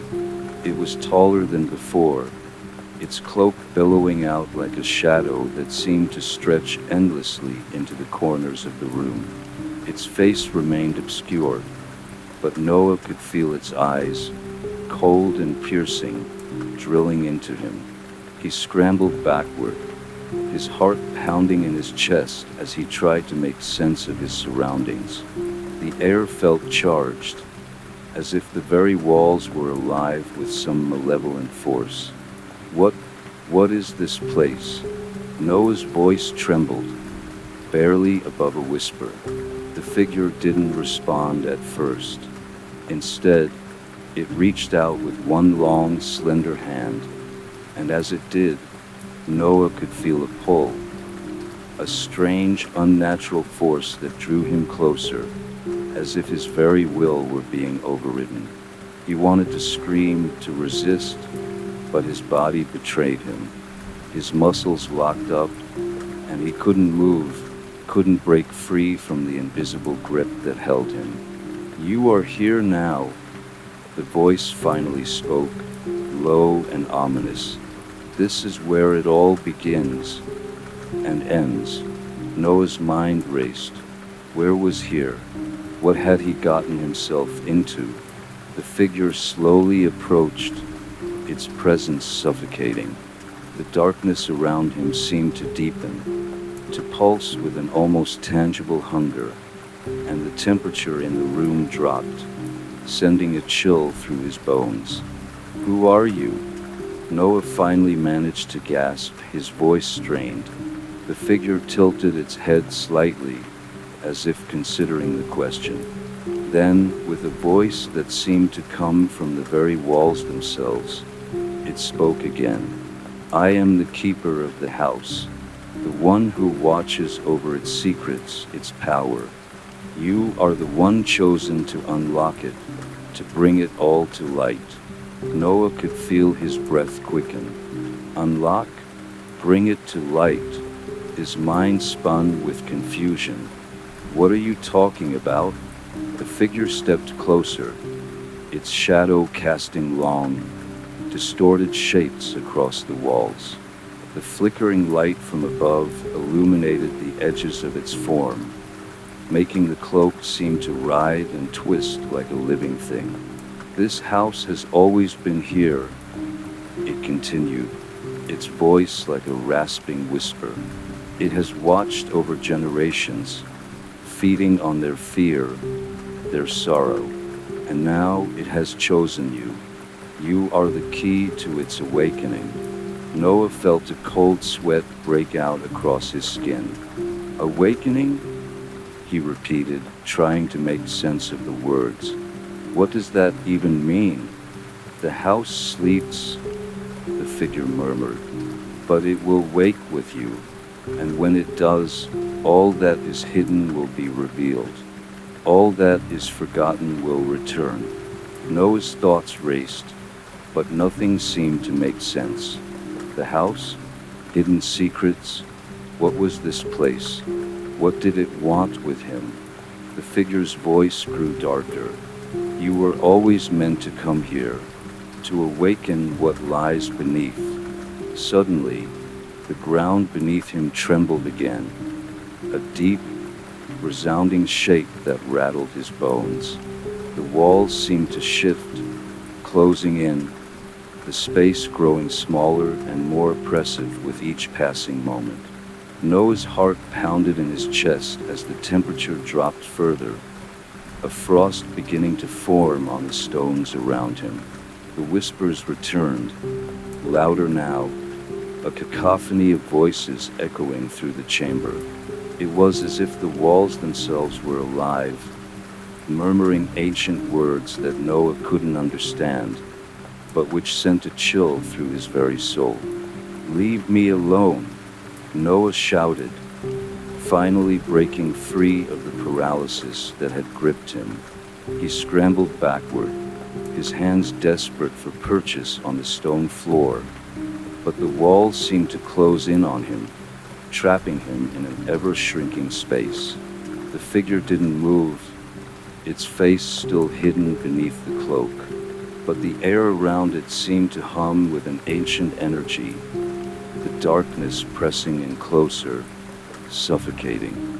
You cannot escape, the voice said, its tone final, certain.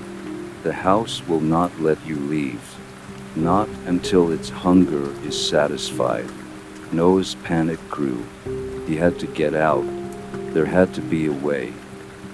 His eyes darted around the room, looking for any possible escape, but the walls were solid, unyielding, and the doorway he had entered through was nowhere to be seen. The figure stepped forward, its hand extending once more, but this time there was no pull, only the feeling of an inescapable weight settling over him, an overwhelming pressure that seemed to crush his chest.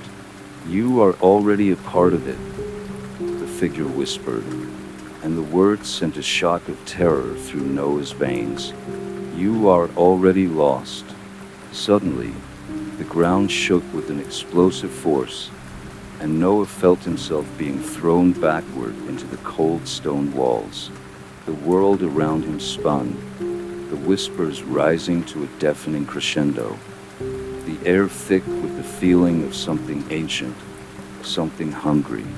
As his vision blurred and the world around him tilted, Noah realized with growing horror that there was no way out. The house had claimed him, and it would never let him go. Noah's eyes flickered open, but everything felt wrong. His body was heavy, and he couldn't move. The walls around him pulsed, throbbing as though they were breathing in time with his own ragged breaths. His mind struggled to make sense of the chaos. What had happened? Where was he? His hands trembled as he tried to push himself up from the cold stone floor, but his limbs refused to obey. The air around him felt thick, like it was pressing in on him, stifling every thought. The whispers still echoed in his ears, growing louder with each passing second, their meaning slipping through his fingers like sand. In the corner of his vision, a movement caught his attention. He turned his head, barely able to move, and saw a dark figure standing at the far end of the room. It was the same figure, but this time it wasn't alone. The shadows in the corners of the room seemed to shift, coalescing into forms, twisted, contorted shapes that defied logic and reason. The figure stepped forward, its footsteps silent against the stone floor, its cloak trailing behind it like smoke. Noah's eyes locked onto the shape, unable to look away, even as the room seemed to close in tighter. The oppressive weight of its presence crushed his chest, making it hard to breathe. "You think you can escape?" the voice whispered, low and mocking. "But you are already here, already part of us." Noah's heart raced, his panic growing. The walls seemed to breathe with him, the darkness pressing in, and the figures around him.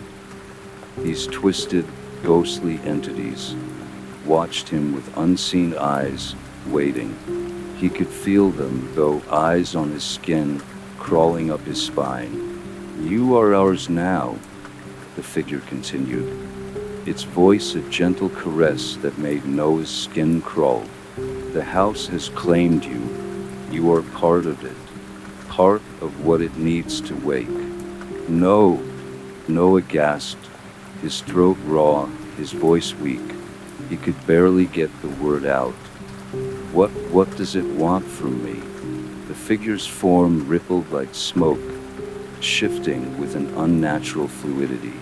It was as if it wasn't truly solid, but a collection of shadows and darkness, held together by something far more sinister than just its physical presence. "You are the key," the voice said again, its tone now filled with twisted affection. "The house cannot awaken without you, without your blood." Noah's stomach churned at the thought, his mind racing for a way out. But it was hopeless. The walls were closing in, the figures were moving closer, and the whispers, those maddening whispers, were getting louder. It was as though the very air was charged with the same dark energy that seemed to be emanating from the figure before him. The shadows in the room stretched and shifted, and Noah could feel the ground beneath him begin to tremble once more. A low, rumbling growl rose from deep within the earth, and the walls seemed to groan with the weight of some unseen force. "No!" Noah shouted, panic flooding his chest as he finally managed to push himself to his feet. He couldn't breathe, couldn't think, and the darkness was swallowing him whole. "You cannot run," the figure said, its voice a soothing melody that chilled Noah's bones. "You belong here. You always have." Noah's legs gave out from under him, and he collapsed to the floor with a sharp gasp. The room spun, and the darkness seemed to blur together into one mass of swirling shadows. His heart pounded against his ribcage, and he could hear the sound of his breath, ragged and strained, as though he were suffocating. But then, as if in response to his fear, the walls seemed to open, just for a moment. A faint light, pale and sickly, flickered in the distance. It wasn't much, but it was enough to give him hope, a fleeting glimmer of escape. Without thinking, he pushed himself forward, his hands scraping against the cold stone as he crawled toward the light. The shadows seemed to follow him, reaching out with unseen tendrils, trying to pull him back into the abyss. But he didn't stop. He couldn't stop. With every inch he gained, the shadows seemed to pull harder, dragging him back, their whispers growing louder, more insistent. "You cannot escape. You are ours." But Noah fought against them. He clawed his way forward, desperate to reach the light. His hands were bloody, his body bruised, but the light, just a little further, kept him going. And then, just as he thought he couldn't take it anymore, his hand brushed against something cool and smooth. A door. The light was coming from behind it.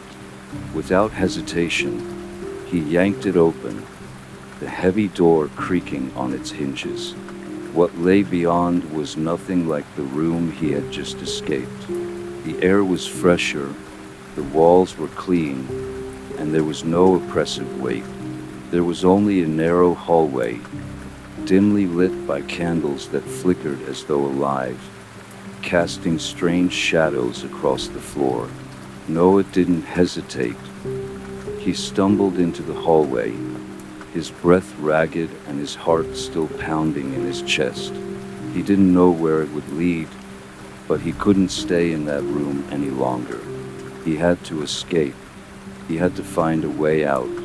But as he moved forward, he couldn't shake the feeling that something was watching him. The whispers faded for a moment, replaced by an eerie silence that seemed to settle over him like a shroud. The walls in the hallway seemed to close in around him, the narrow path stretching out endlessly before him.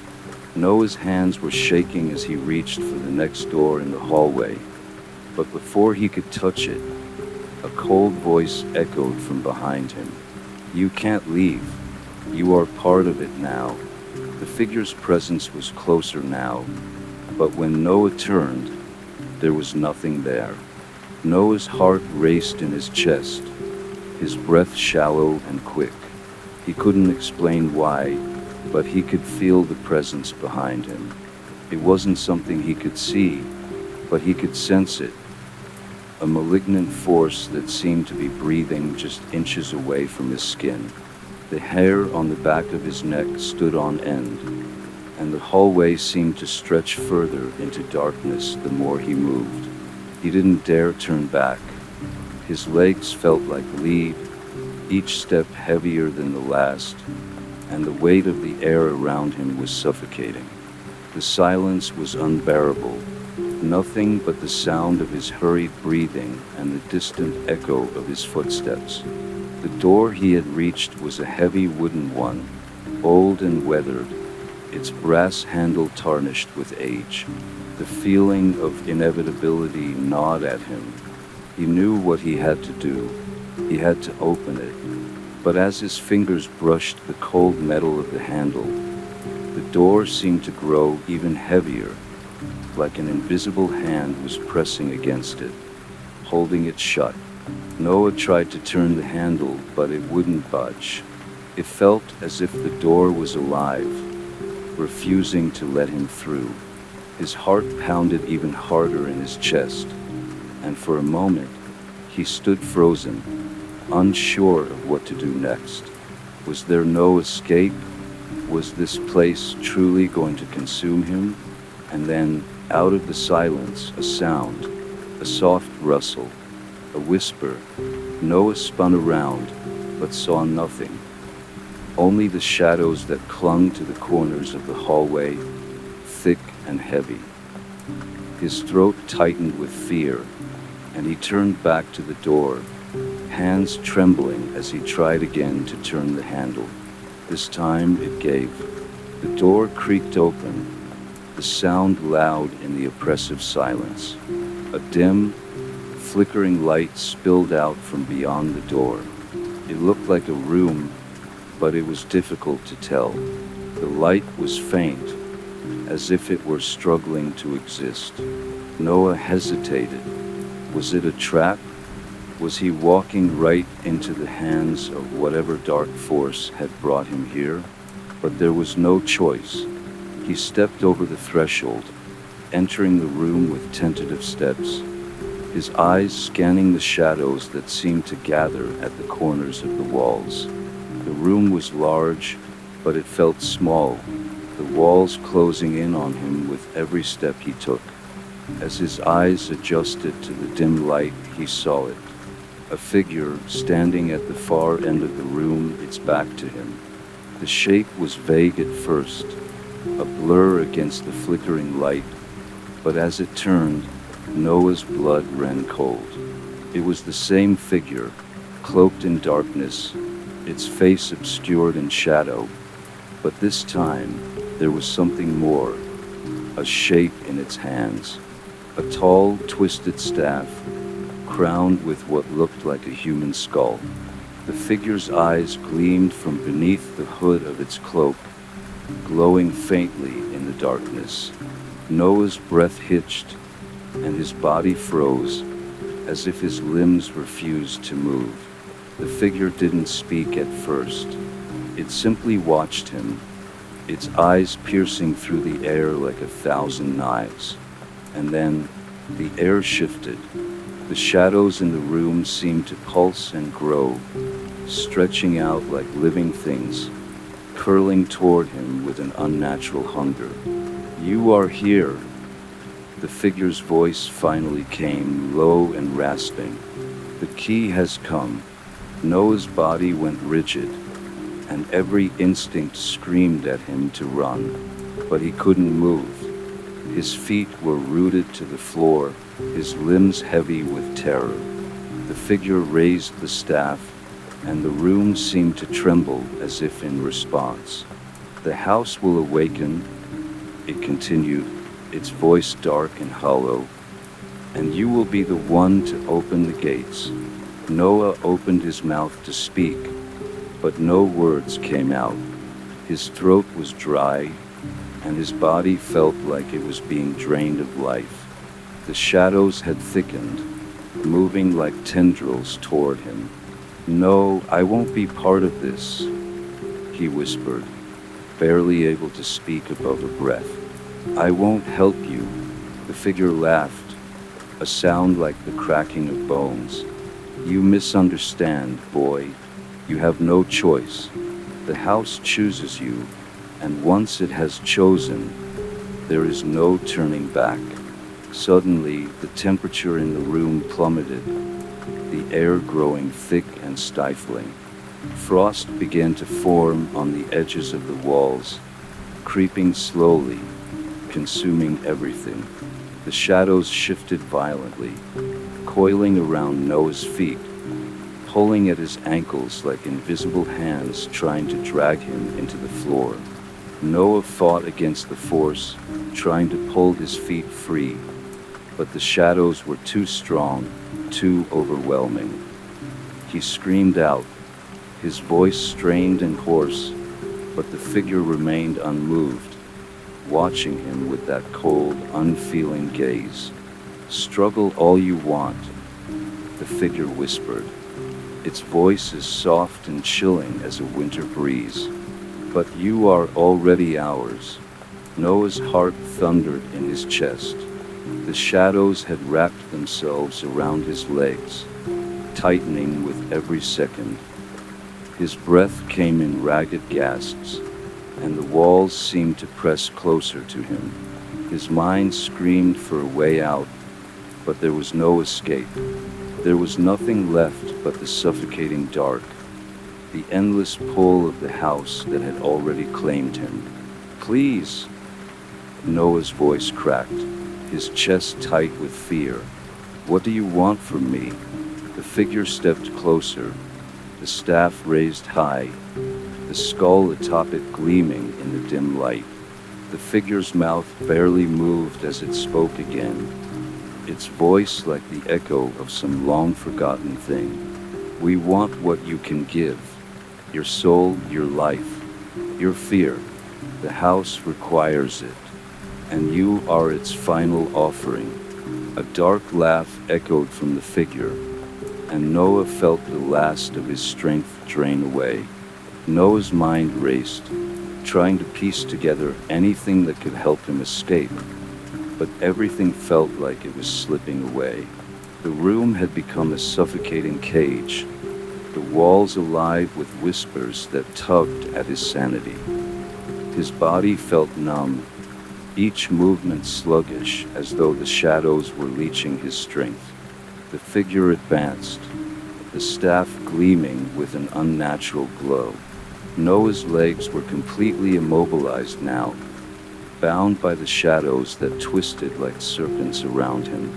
The whispers grew louder, filling his head with garbled, incomprehensible words that clawed at his consciousness, drowning out any hope of clarity. "You are so close," the figure's voice rang out, as if savoring the moment. "You almost understand, don't you?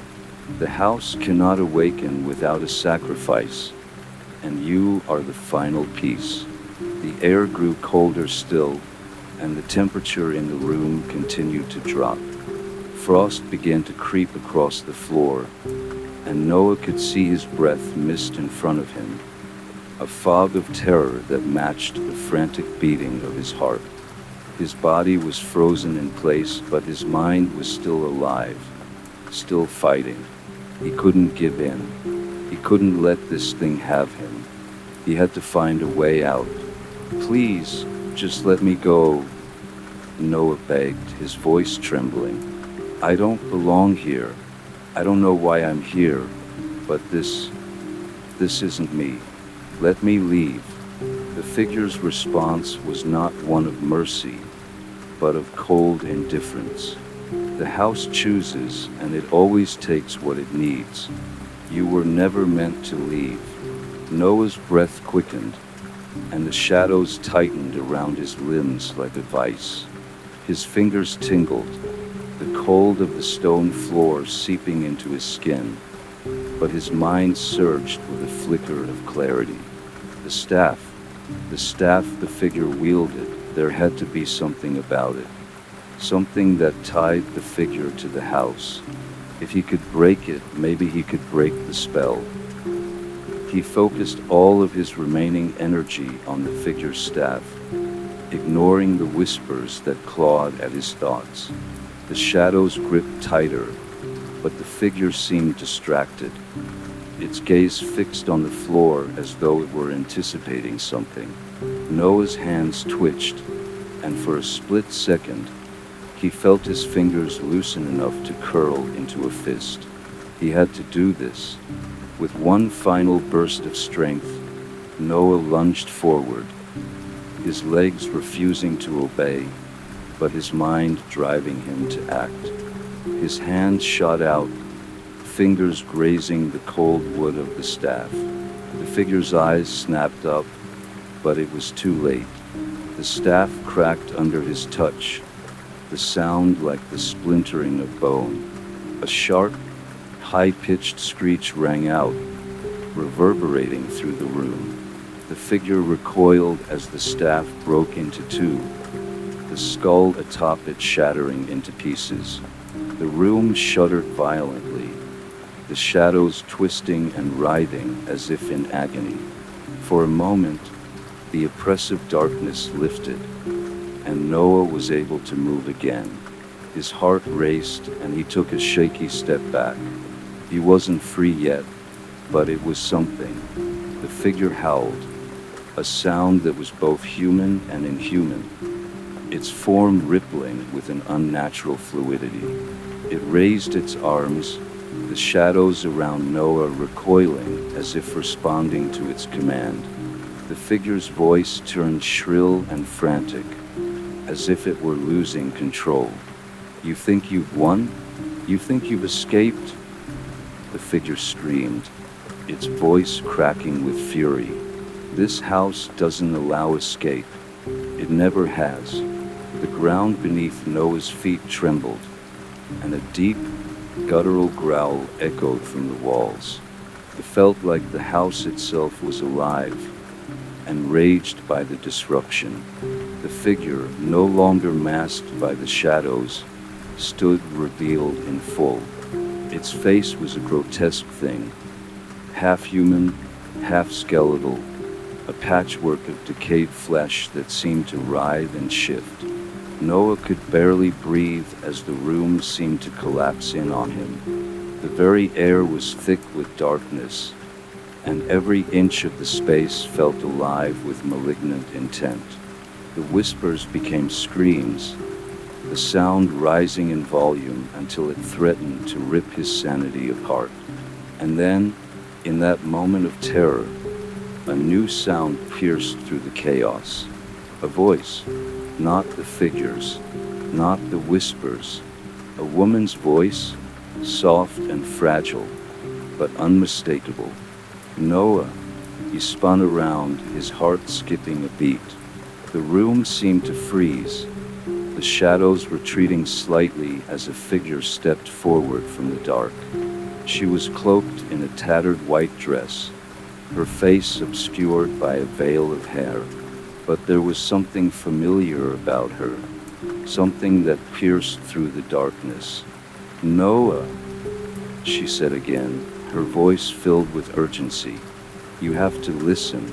You have to stop him." The figure in front of him turned, its form flickering as if uncertain. The shadows recoiled, and the woman stepped forward again. "Listen to her, Noah," the woman whispered, her voice gentle but firm. "You can still save yourself." Noah's mind raced. This couldn't be real. Was she a trick? Another part of this nightmare? But the woman's voice had a strange calmness to it, a comfort that was too real to ignore. "How?" he asked, his voice a strained whisper. "How do I stop him?" The woman reached out a trembling hand, pointing to the shattered staff on the floor. "The key is in the staff, in what it represents." The figure shrieked again, its form twisting, distorting with rage. But the woman's voice remained steady. "You must destroy the heart of this place. It's not too late." Noah's eyes flickered between the broken staff and the woman. He didn't have much time. The figure's form was starting to coalesce again. The shadows were forming around it like a cloak. "Now," the woman urged, her voice nearly drowned out by the growing roar. Noah acted on instinct, his heart pounding in his ears as he lunged for the broken pieces of the staff. As his fingers wrapped around the shards, a jolt of energy surged through him, as if the house itself was fighting against him. But he didn't stop. He held the pieces high and slammed them against the ground with all his strength. The impact was deafening. The air seemed to shudder, and then the ground cracked open. The floor beneath Noah cracked open with a deafening roar, sending shockwaves through the room. The shattered pieces of the staff pulsed with an unnatural light as they sank into the ground, swallowed by the very earth beneath him. A deep, guttural moan emanated from the cracks, the sound of something ancient and malevolent stirring to life. The very air seemed to thicken, each breath harder to take than the last. The woman's form flickered, her presence growing fainter as the shadows around them began to surge forward, wrapping the room in an oppressive darkness. Noah felt a tremor of fear, but the woman's voice, softer now, pierced through the chaos. "Destroy the heart, Noah. It's not over yet." Noah nodded, though his mind was hazy, the overwhelming dread suffocating his thoughts. He had to trust her. There was no other choice. The shadows seemed to press in on him, closing the space, and the walls trembled as if the house itself were alive, infuriated at the disruption. He forced himself to focus, the remnants of the staff in his hand, now cold and slick with sweat. The cracks in the floor widened, and a dark, viscous liquid began to seep out from beneath, pooling into a black mass. It was the source, the heart of the house, the figure, the thing that had been haunting him, screeched, its form writhing in the shadows, still distorted but now increasingly powerful. The ground seemed to shudder in rhythm with its pulse. Noah's heart raced as he approached the growing pool of darkness.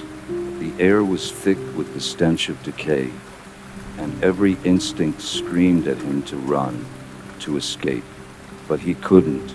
He couldn't go back now. He kneeled down, one hand still clutching the remnants of the staff, the other reaching for the dark mass at the center of the room. The shadows resisted, pulling him back with an almost physical force, but Noah pushed forward, his fingers brushing against the cold, wet surface. The room exploded with a sound like 1,000 whispers, agonized, desperate. The figure in the shadows howled, its form becoming clearer, more defined, as though feeding off the growing dread in the room. It was no longer just a figure. It was an entity, a creature of nightmares, eyes burning with an unholy hunger. "No!" it screamed, its voice splintering with rage. "You can't. You will never escape."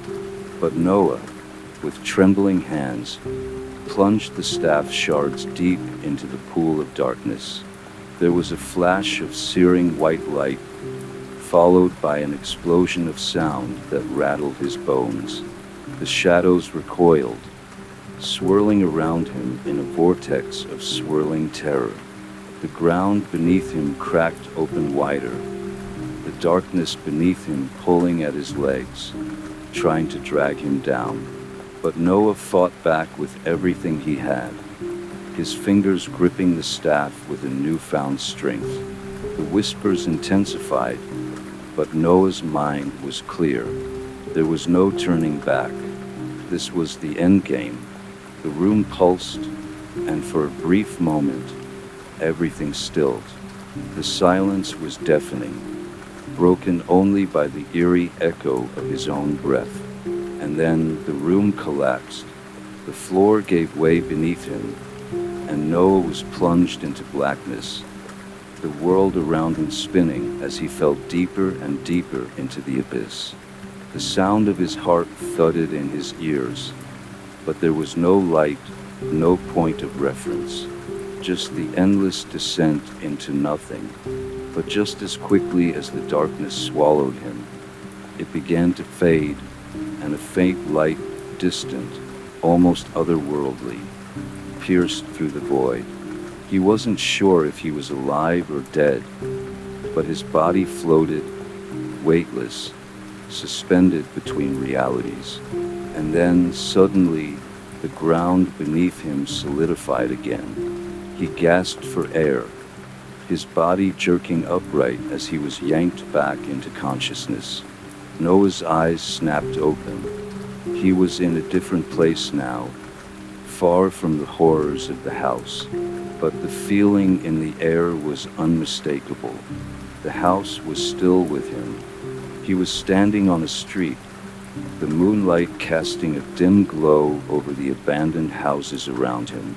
The air was cool, the wind carrying the scent of rain. It was eerily silent, save for the sound of his own breath. As he took in his surroundings, Noah's stomach churned. This place, it was too familiar, too wrong. He stood in front of the old house, the same one he had tried to escape, the same one that had claimed his mind, his soul. It was just as it had been before, the shutters hanging crooked, the windows dark and empty, the door slightly ajar, beckoning him in.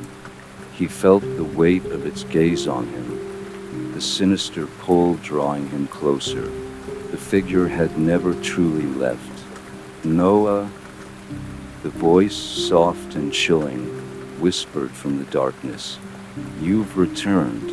The figure stood in the doorway of the house, its shape silhouetted by the dim light. It wasn't the same creature that had haunted him before, but the air around it was thick with the same malevolent energy. Noah's heart raced, but his body remained frozen. The voice from within the house, the very same one he had heard during his descent, spoke again, a haunting command that left his breath ragged. You can't escape this place, Noah. You never could. Noah tried to run, but his legs felt as if they were glued to the ground. Every step forward was met with an invisible resistance, as though the house itself was pulling him back, unwilling to let him leave.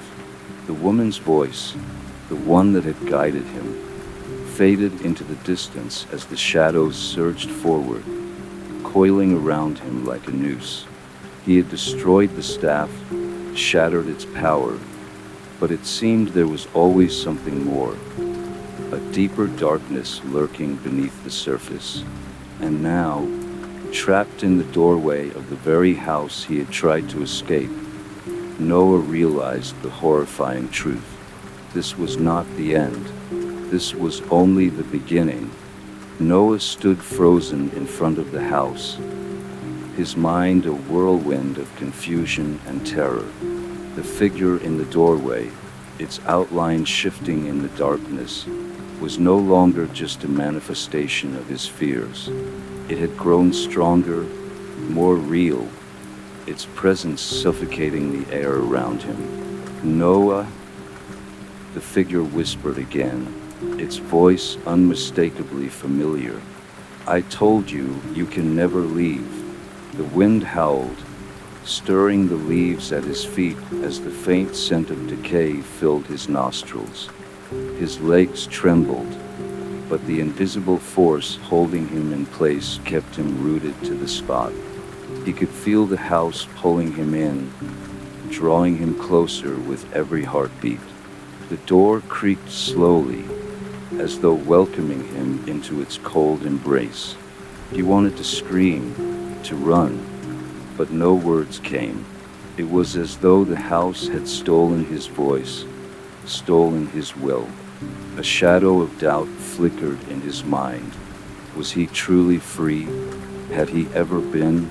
The figure at the doorway stepped forward, its form now more defined.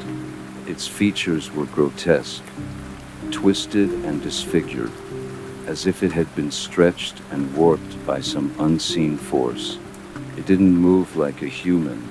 It glided, its feet never truly touching the ground, floating just above the earth. Noah tried to break free, tried to will himself into action, but his body refused to cooperate. His heart thundered in his chest, drowning out every other sound as the figure grew closer. Its eyes, empty and black, endless voids, locked onto his, pulling him in with an unnatural force. Your torment will never end, Noah, it said, its voice now a chorus of whispers, as if multiple voices were layered on top of one another. You will never escape me. You will never escape this place. Noah felt the air around him grow colder, the darkness tightening its grip. He could see the faint outlines of the house, now alive with movement in his peripheral vision. Shadows danced along the walls, shifting and swirling as though the house itself were breathing, watching, waiting. For a moment, everything went still. The figure in front of him seemed to pause, as if listening for something. The silence was unbearable, hanging heavily in the air. And then, the whispering began again, softer at first, like a distant murmur. But as Noah strained to hear, the words became clearer. The whispers were not coming from the figure. They were coming from the house itself, from the very walls, from the cracks in the floor. They spoke of ancient rituals, of forgotten sacrifices, of lives lost, souls trapped within these walls, their screams echoing through the ages. The voices spoke of a darkness that had been here long before Noah had stepped foot inside, a darkness that had always been. Suddenly, the figure lunged at him, its hands stretching unnaturally long, claws scraping against the air. Noah's body finally moved, adrenaline surging through his veins. He tried to leap back, but the house seemed to twist with him, the ground beneath him buckling and shifting. He stumbled, the very earth beneath his feet crumbling. The figure was gone. In its place was a towering mass of shadows, writhing and pulsating, as though the very darkness had come alive. The whispers grew louder, now like a scream inside his mind, drowning him in a cacophony of panic. The ground shook violently, and the walls around him began to cave in, as if the house were collapsing upon itself. Noah stumbled forward, his heart racing faster than he had ever thought possible. Each step felt like an eternity, the very air thickening with the weight of the unseen horrors closing in around him. With each breath, the suffocating presence of the house grew stronger. His thoughts were clouded with visions of the twisted figure, the tormented souls trapped within these walls, and the knowledge that he was no different from them. He was bound here, just as they were. The realization hit him like a punch to the gut. The house had never let him go. It had always been watching. Desperate, Noah pushed himself toward the front door. He reached for the handle, his fingers slipping in a cold sweat, but as he gripped it, the door shuddered violently, as if rejecting him. The walls around him groaned, their wooden beams cracking like brittle bones. The entire house seemed to be alive, struggling to keep him inside, unwilling to let him escape. Noah, no one escapes. The voice echoed from the darkness, louder now. The figure's distorted shape materialized again, towering over him. Noah's mind raced. What was this place? How could he break free? And then he heard it, a faint sound, a whisper, the woman's voice, the one who had guided him, the one who had told him to destroy the heart. The heart? You must destroy the heart, her voice urged, distant but clear. Only then will you be free. Noah's heart sank, the heart of the house. He had nearly forgotten, the very foundation of the dark energy that held him here. He knew now that the figure, the house, it was all connected. The power, the evil, the twisted reality, it was all centered in one place. He had to destroy it. Noah turned, his gaze snapping toward the shadows that filled the room. The heart of the house was somewhere within, pulsing like a living thing, beating with the rhythm of a nightmare. If he didn't act soon, he would be lost forever. The figure lunged again, its claws reaching for him with unnatural speed, but Noah was ready. He ducked and rolled, his hand falling upon the remnants of the shattered staff on the floor. The shards, glowing with a faint light, thrummed with power. He gripped the staff tightly, feeling its energy course through his body. The air around him crackled, the walls groaning as if the house itself were in agony. The shadows recoiled, but they were not enough to stop him now. Noah took a deep breath and lunged toward the heart of the house, his every step a fight against the crushing darkness. He could feel the weight of the figure's eyes on him, the oppressive presence growing stronger with each passing second. But Noah didn't stop. He couldn't. This was his only chance. With a final, desperate swing, he plunged the staff into the very heart of the darkness. The world exploded. The moment Noah's staff made contact with the heart of the house, everything stopped. Time itself seemed to freeze. For a heartbeat, there was nothing. Just an eerie, oppressive silence that clung to the air like a thick fog. Then the house screamed. A guttural, otherworldly wail echoed through the walls, reverberating deep within Noah's bones. It was as though the very structure of the house were tearing apart, as though the darkness that had consumed it for so long was finally being ripped from its foundation. The earth trembled beneath his feet, the walls shuddering violently as if they were alive, in pain, dying. Noah staggered back, the force of the scream rattling his body. He could feel the ground shifting beneath him, the floor buckling and cracking, as though it too wanted to escape the force that had been unleashed.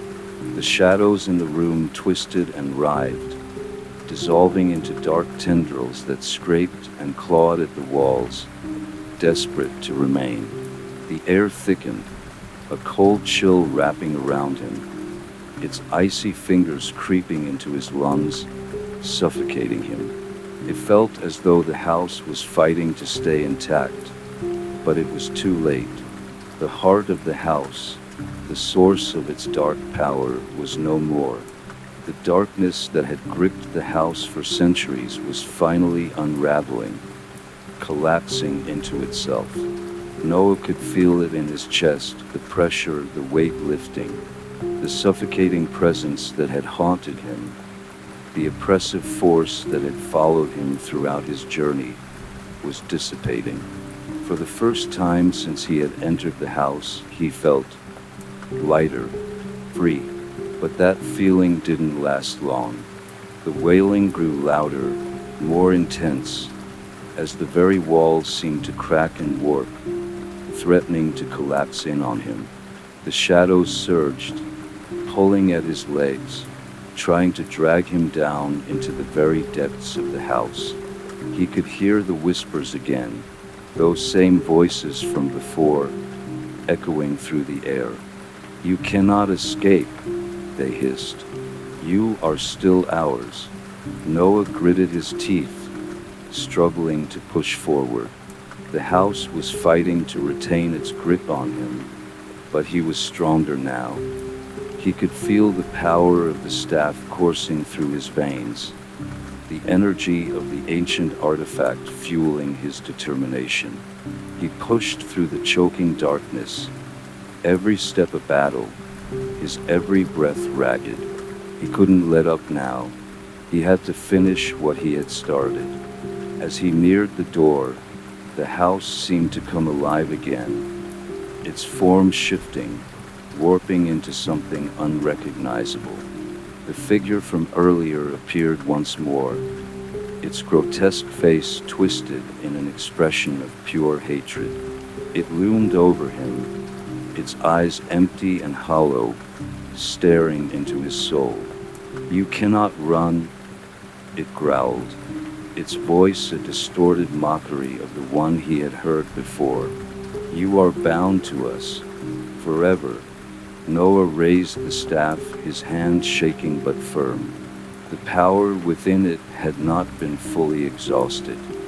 He could still feel it, the last remnants of the energy that could destroy the house once and for all. With a final, desperate cry, Noah thrust the staff forward, aiming straight at the heart of the house. The moment the tip of the staff touched the very foundation, a blinding light erupted, filling every inch of the room. The house screamed in agony, the walls cracking apart, the floors splitting open as the shadows recoiled in fear. The figure shrieked, its form disintegrating into the light, its screams dissolving into nothingness. The house trembled, its foundation shaking so violently that Noah feared it might collapse around him. But he stood his ground, his heart pounding in his chest. He had done it. He had destroyed it. The dark heart of the house had been shattered. The air began to clear, the oppressive weight lifting, the suffocating darkness receding. The wailing stopped, the whispers fell silent. Slowly, the house began to fall apart, its structure crumbling into ruins, collapsing under the weight of its own malevolence. Noah collapsed to his knees, gasping for breath as the last remnants of the darkness faded away. The house that had haunted him for so long was no more. The evil that had taken root here, that had fed on fear and suffering, had been vanquished. But even as the house crumbled around him, Noah couldn't shake the feeling that something was still watching, still lingering. There was a darkness that had been left behind, a fragment of the horror that had once consumed everything. He had destroyed the heart of the house, but had he truly rid himself of its curse? Or was this just the beginning of a new nightmare? As the last echoes of the house's collapse faded, Noah stood up, his body aching and bruised. He could feel the faintest tug, the faintest pull in the pit of his stomach. The air had changed, the weight had lifted, but something remained.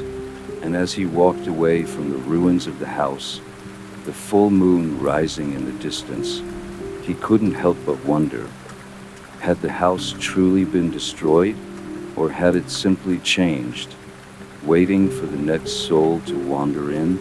The answers, it seemed, were lost to the dark, and perhaps they always would be. The journey away from the ruins of the house felt endless, though the walk was short. Noah's legs were heavy with exhaustion, his body numb from the ordeal.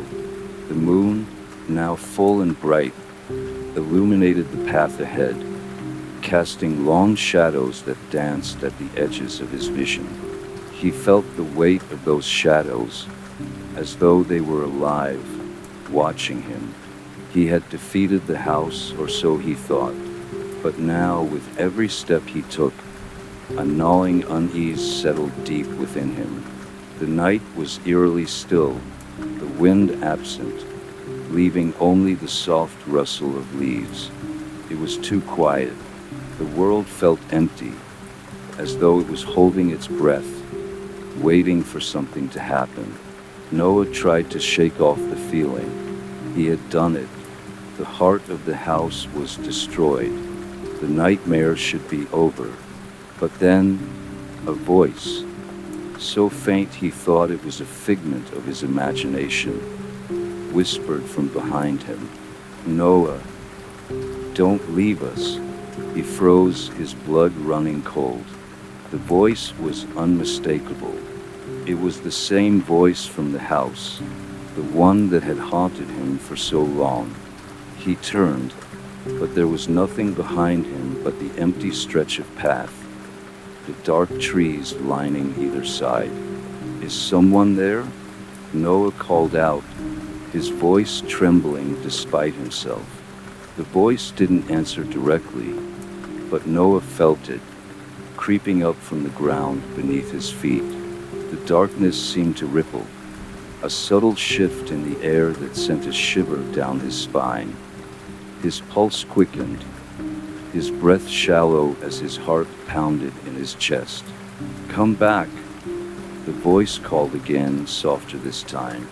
"We are waiting." Noah's legs moved of their own accord. He didn't want to go back, but something compelled him, something in the air, in the ground. It was as if the earth itself was pulling him toward the ruins, toward the heart of the house. With every step, the feeling of dread grew stronger. He had to fight it. He had to resist. But it was impossible. He turned back toward the house, his feet moving faster now, almost of their own volition. The broken remnants of the structure loomed ahead, twisted and warped in the moonlight, like a ghost of its former self. The ruins seemed to pulse with a dark energy, the very air crackling with malevolent power. Noah stumbled toward the wreckage, his mind screaming at him to stop, to turn around, but it was as if the house was drawing him in, pulling him into its embrace once again. The closer he got, the stronger the pull became. He could feel the weight of the darkness, the hunger of the place, waiting to consume him once more. He stepped into the ruins, the crumbled walls creaking underfoot, the once grand structure now reduced to nothing more than decaying bones. The air was thick with an oppressive heat, the remnants of the house's malevolent energy swirling around him like a storm. The whispers returned, louder this time, echoing in his mind, in his ears. "You can't escape," they whispered. "You're ours now." Noah's body was trembling as he walked deeper into the ruins, the whispers growing more insistent, more desperate. The house wanted him. It wanted to feed on his fear, to claim him as its own. And then, amidst the chaos, he saw it. A flicker in the darkness, a shape shifting, moving like smoke, taking form in the midst of the crumbling stone. It was the figure from before, the one he had seen at the doorway, the one that had haunted his every step. It was standing there, watching him, its empty eyes gleaming in the darkness. "Noah," it hissed, its voice a low growl. "You cannot escape what you are." The figure's form shifted again, twisting into something even darker, its limbs elongating into jagged, grotesque shapes. It was no longer human, no longer even a thing that resembled flesh and bone. It was pure darkness, a living nightmare made real. Noah's heart pounded in his chest as he backed away, his mind racing. This was it, the final confrontation. The house had not been destroyed. The heart was gone, but the house itself, the evil that had taken root here, was still alive. It had only been dormant, waiting for him to return, waiting for him to break. The figure stepped forward, its claws scraping against the stone floor, its movements slow, deliberate, as though savoring the moment. The whispers grew louder, a cacophony of voices, each one a plea, a demand, a promise of doom. "You're ours," the figure growled, its voice twisted and guttural. "We've always been here, and now you'll never leave." Noah's mind swirled with confusion and terror. He had thought it was over, that he had ended the nightmare. But the house, the darkness, had never really been defeated. It was part of him now, and he was part of it. The figure advanced, its eyes glowing like twin orbs of black fire. Noah couldn't move. He could barely breathe. The house had consumed him, had claimed him, just as it had claimed so many before him. And yet, deep within the pit of his soul, a spark of resistance burned. He could feel it, the power within him, the strength to fight back. It was weak, buried beneath the fear, but it was there. With a scream that ripped from his chest, Noah lunged forward, his hand outstretched toward the figure. The air around him crackled with energy, the darkness recoiling, shuddering in fear. The figure shrieked, a terrible banshee-like wail, as the darkness seemed to implode in on itself. The house groaned, its very foundation shaking. The walls cracked, and the ceiling began to collapse, falling in on itself. Noah stumbled back, his hands outstretched as if to ward off the collapse, but the darkness still pulled at him, still tried to consume him. With a final, desperate cry, he ran toward the heart of the house, the place where it all began, the place where the darkness had first taken root. The ground shook violently, and as he reached the center of the ruins, he felt the full force of the house's malevolent power. And then, everything went black. Noah awoke to an overwhelming silence, the kind of silence that swallowed everything.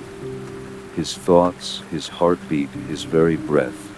It was as though the world had ceased to exist, leaving only an endless, inky blackness that stretched beyond what he could see or comprehend. He felt weightless, as though suspended in the middle of a vast void, with nothing to anchor him to reality. For a moment he thought he had died, but then a faint noise cut through the silence, a low, grinding sound, like stone scraping against stone. The sensation was subtle at first, almost imperceptible, but it quickly grew louder. The ground beneath him, or what he could only assume was the ground, shifted, trembling like a living thing. A shadow flickered in the distance. Noah instinctively tensed, his body reacting before his mind could fully process what was happening. He tried to move, but his limbs felt stiff, unresponsive, as if they were bound by invisible chains. Panic surged through him. Was he trapped? Was this some sort of purgatory, some endless realm between life and death? Then, the shadow grew clearer, and Noah's breath caught in his throat. It was a figure, unmistakable, its form distorted and shifting. It seemed to pulse and ripple like smoke or liquid darkness, swirling around itself in a dance that defied the laws of nature. And at its core, glowing with an eerie, sickly light, were two empty eyes, eyes that stared into his soul. "You should not have come back," the figure rasped, its voice a low whisper that vibrated through the blackness. It wasn't just a sound, it was a presence, an ancient force that crawled under Noah's skin. Noah tried to speak, to scream, but his voice was lost in the void, swallowed by the overwhelming pressure of the darkness. His heart raced as the figure moved closer, its eyes still locked onto him, unblinking, unfeeling. "You think you can destroy me?" the figure crooned, its form warping and stretching as it approached. "You think you can escape me, but the heart of the house was never the source of my power." The words reverberated in Noah's mind, bouncing around like thunder in his skull. The heart was never the source. He had thought destroying it would end everything, that it would be the key to breaking free. But it hadn't. The house was still here, still alive, and now it was dragging him deeper into its abyss. "I have always been here," the figure continued, its voice low and guttural. "And I will always be. This place is my domain, my home. You can't erase me. You can't run from me." Noah's panic intensified as the figure stretched toward him, tendrils of darkness reaching for him like claws.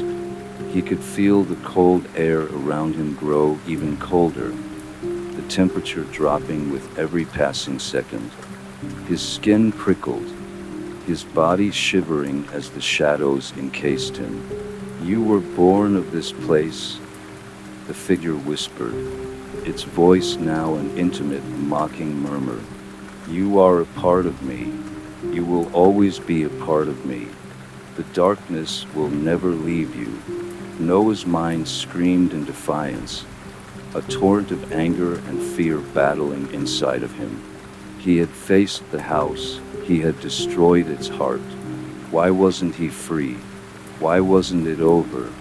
As if in answer to his thoughts, the figure's shape flickered again, and a memory resurfaced, like a sudden flash of light piercing the darkness.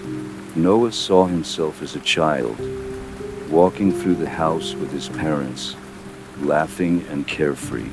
He saw the smile on his mother's face, the warmth in his father's eyes, but then the vision darkened. The smile twisted into something grotesque, a mask of fear and despair. His parents were gone, replaced by shadows.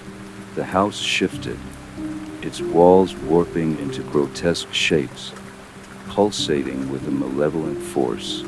The sound of whispers echoed through the halls, and the darkness swallowed them whole. Noah shook his head, trying to force the memory away, but it clung to him like a suffocating fog. The truth settled in his chest with a heavy weight. He was connected to this place. His bloodline had been tied to it for generations. He wasn't just a victim, he was part of its story, part of the darkness that had shaped it.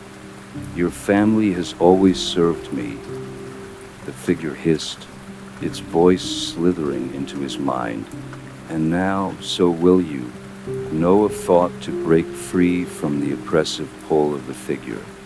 He focused on his breath, forcing himself to calm down, to find some shred of clarity in the overwhelming chaos. There had to be a way out. There had to be a way to end this once and for all. The figure's eyes glowed brighter, its form rippling as if it were feeding on his fear, on his desperation. The darkness around him thickened, almost tangible now, like the very air was suffocating him. Your family has served me for centuries, the figure continued, its voice growing louder, more frenzied. Now, you will become part of my eternal darkness. Noah's breath quickened. He could feel it, the suffocating weight of the darkness trying to crush him, trying to swallow him whole. But deep within him something sparked, a flash of light, a sliver of hope, the power that had been dormant inside him. His strength, his will to fight was beginning to rise. With a scream of defiance, Noah forced his body to move, pushing against the suffocating pressure that surrounded him. The air shifted, the darkness recoiling as if it were wounded. "No," the figure screeched, its voice filled with rage. "You cannot escape me." But Noah wasn't listening. He focused on the light within him, the power that had always been there, hidden deep within his soul. The house, the figure, the darkness, they were all part of him now, but he would not let them consume him. Not again. With a final, desperate cry, Noah drew on every ounce of strength he had left. The darkness shuddered, its hold on him weakening as the light within him grew brighter, stronger. He could feel the darkness retreating, fading, unraveling like thread pulled from a tapestry. And then, in an instant, the figure collapsed into a burst of shadow, its form vanishing into the void. The darkness that had consumed him for so long shattered, scattering into nothingness. Noah collapsed to his knees, gasping for air. The void around him began to recede, the blackness thinning, the suffocating pressure lifting. He wasn't sure what had just happened, what had just been destroyed, but he knew one thing for sure. It was over, for now. Noah's body trembled, his heart pounding with the aftermath of the battle. The silence that followed the chaos felt almost deafening. He struggled to catch his breath, his body exhausted from the weight of the darkness he had just fought. Yet, the eerie stillness in the air felt like a fleeting peace, a temporary respite before the inevitable next wave of horrors. The ground beneath him felt firm again, the weight of the void lifting just enough for him to gather his thoughts. But there was something unsettling about the stillness. It was too quiet, as though the world was holding its breath. The house was silent, but Noah knew better than to trust it. With a sense of dread settling in his chest, he slowly pushed himself up, his legs weak but holding him steady. He could feel the remnants of the darkness still lingering, an oppressive presence that seemed to seep into the walls around him, waiting for the right moment to strike. "Is this it?"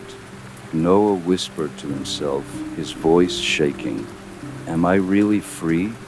He looked around, but all he saw was the same endless expanse of dim, shadowed hallways that had haunted him for what felt like an eternity.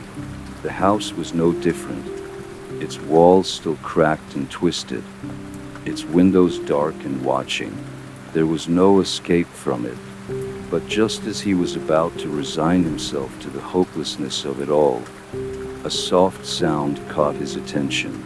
A creaking noise echoed through the hallway, faint but unmistakable. Noah spun around, his pulse quickening, expecting to see the shadowy figure or another manifestation of the house's sinister power. Instead, a door at the far end of the hallway slowly creaked open, the hinges groaning under the pressure. It was a small, unassuming door, one he had never noticed before. It was as if it had appeared out of nowhere, an unexpected anomaly in a house that thrived on its eerie consistency. Something compelled him to move toward it, though every instinct in his body screamed for him to run. He didn't understand why, but he couldn't resist the pull, the need to see what lay beyond that door. Noah approached cautiously, each step heavy with apprehension. The air around him grew colder as he neared the door, the temperature dropping with every passing second. The shadows seemed to stretch farther, crawling up the walls, whispering his name in soft, insistent tones. But Noah didn't stop. He couldn't stop. He reached out and grasped the door handle, feeling the chill of it seep into his fingertips. With a steadying breath, he turned the handle and pushed the door open. The room inside was unlike any he had seen before. It was small, cramped even, with walls that seemed to close in on him. The air was thick, suffocating, filled with a musty, decayed smell that made his stomach turn. But the most unsettling thing about the room wasn't its appearance. It was the mirror that stood against the far wall. It was large, stretching from floor to ceiling, its surface cracked and cloudy with age. But as Noah's gaze met the mirror, he saw something that made his blood run cold. His reflection. But it wasn't him. The figure in the mirror was an exact replica of him. Same face, same clothes, same posture. But there was something wrong about it. The reflection smiled at him, a twisted grin that made his stomach churn, its eyes wide and empty. "Welcome home," the reflection whispered, its voice a distorted echo of Noah's own. "You've been here all along." Noah's breath caught in his throat as he stepped back, his mind racing.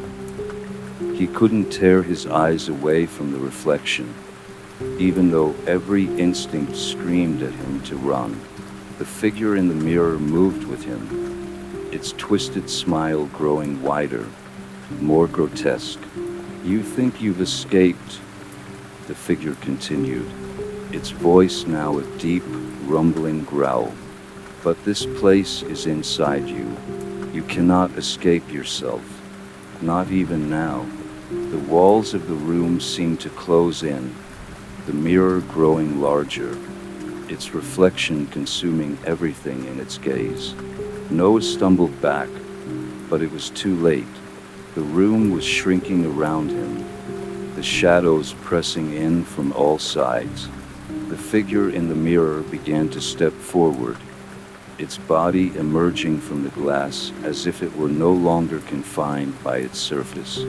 Noah's heart pounded in his chest, a sense of terror rising within him like a tidal wave.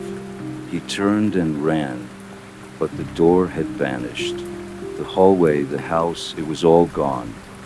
He was trapped, suffocating in the endless blackness that seemed to envelop him from every angle. The figure's distorted laugh echoed through the room, reverberating in his mind, drowning out all other thoughts. "You can never outrun your past, Noah," it whispered. "It will always find you." And then the darkness swallowed him whole. Noah awoke with a start, gasping for air as though he had been drowning. His body trembled uncontrollably, his skin slicked with cold sweat. The room around him was dim, shrouded in a haunting silence, but he could still feel the remnants of the nightmare lingering in the air. Those eyes, that twisted reflection. It was real. It had to be. He wasn't in the same place anymore. The room he found himself in was different, smaller, suffocating. The air was thick, dense, and smelled faintly of decay. He blinked, adjusting his eyes to the dimness, and for a moment, he thought he saw movement in the corner of the room. A shadow flitting by, too fast to catch. Noah pushed himself off the cold stone floor, his heart pounding in his chest as he tried to gather his bearings. His limbs felt heavy, as though they were filled with lead. He looked around, his breath quickening. Where was he? How had he gotten here? Was it a dream, or had the nightmare somehow followed him into this new reality? His mind raced, but his thoughts were a blur, spinning in endless circles. It felt as if everything around him was bending and warping, as though reality itself was beginning to collapse in on him. The darkness outside the small room seemed endless, swallowing up any semblance of light. But there was a faint glow in the distance, flickering like a dying flame. It was the only thing in the room that felt real. Noah slowly walked toward the light, each step echoing unervingly in the silence. The walls were closing in around him as he moved, the narrow hallway stretching further ahead. With every step he took, the sense of dread grew stronger, settling deep in his gut like a heavy stone. There was no escaping it. The house was alive and it knew him. At the end of the hall, he finally reached the source of the faint glow, a door. The same door he had passed earlier, the one that had appeared out of nowhere. It stood there now, open just a crack, beckoning him forward. "Don't go in," a voice whispered, but it was not his own. It came from somewhere deeper within the house. "It will bring you closer. It will trap you." But Noah couldn't stop himself. Something within him was driving him forward, an irresistible force pulling him into the unknown. He didn't understand it, but the feeling was undeniable. With one last breath, he pushed the door open. Beyond it lay the heart of the house, the room at the very core of its twisted existence. The walls seemed to pulse and breathe as if the house itself was alive, feeding off the darkness within. At the center of the room, there was a massive altar, covered in ancient symbols and carvings that Noah couldn't understand. The air was thick with a foul, metallic scent, and the temperature had dropped, making his breath visible in the air. But that wasn't what caught his attention. No, it was the figure standing before the altar. It was a man or something that once was. His body was twisted, his features contorted into a grotesque parody of humanity. His eyes were hollow, black as pitch, and his mouth stretched into a twisted, permanent grin. His hands were bound to the altar by chains of rusted iron, and his body seemed to flicker in and out of existence like a broken film reel. "You've finally come," the figure rasped, his voice a low, agonized whisper that echoed through the room. Noah stepped forward, his heart pounding. Who are you?" The figure's laugh was hollow and painful, a sound that chilled Noah to his core. "I am what remains of your ancestors, the ones who built this house, the ones who thought they could control the darkness." Noah recoiled. The man's words didn't make sense, yet they stirred something deep within him, connection he couldn't place, a truth he didn't want to accept. "You don't understand, do you?" the figure continued, his voice filled with a deep, hollow sorrow. "This house isn't just a place. It is the living legacy of everything your family has done.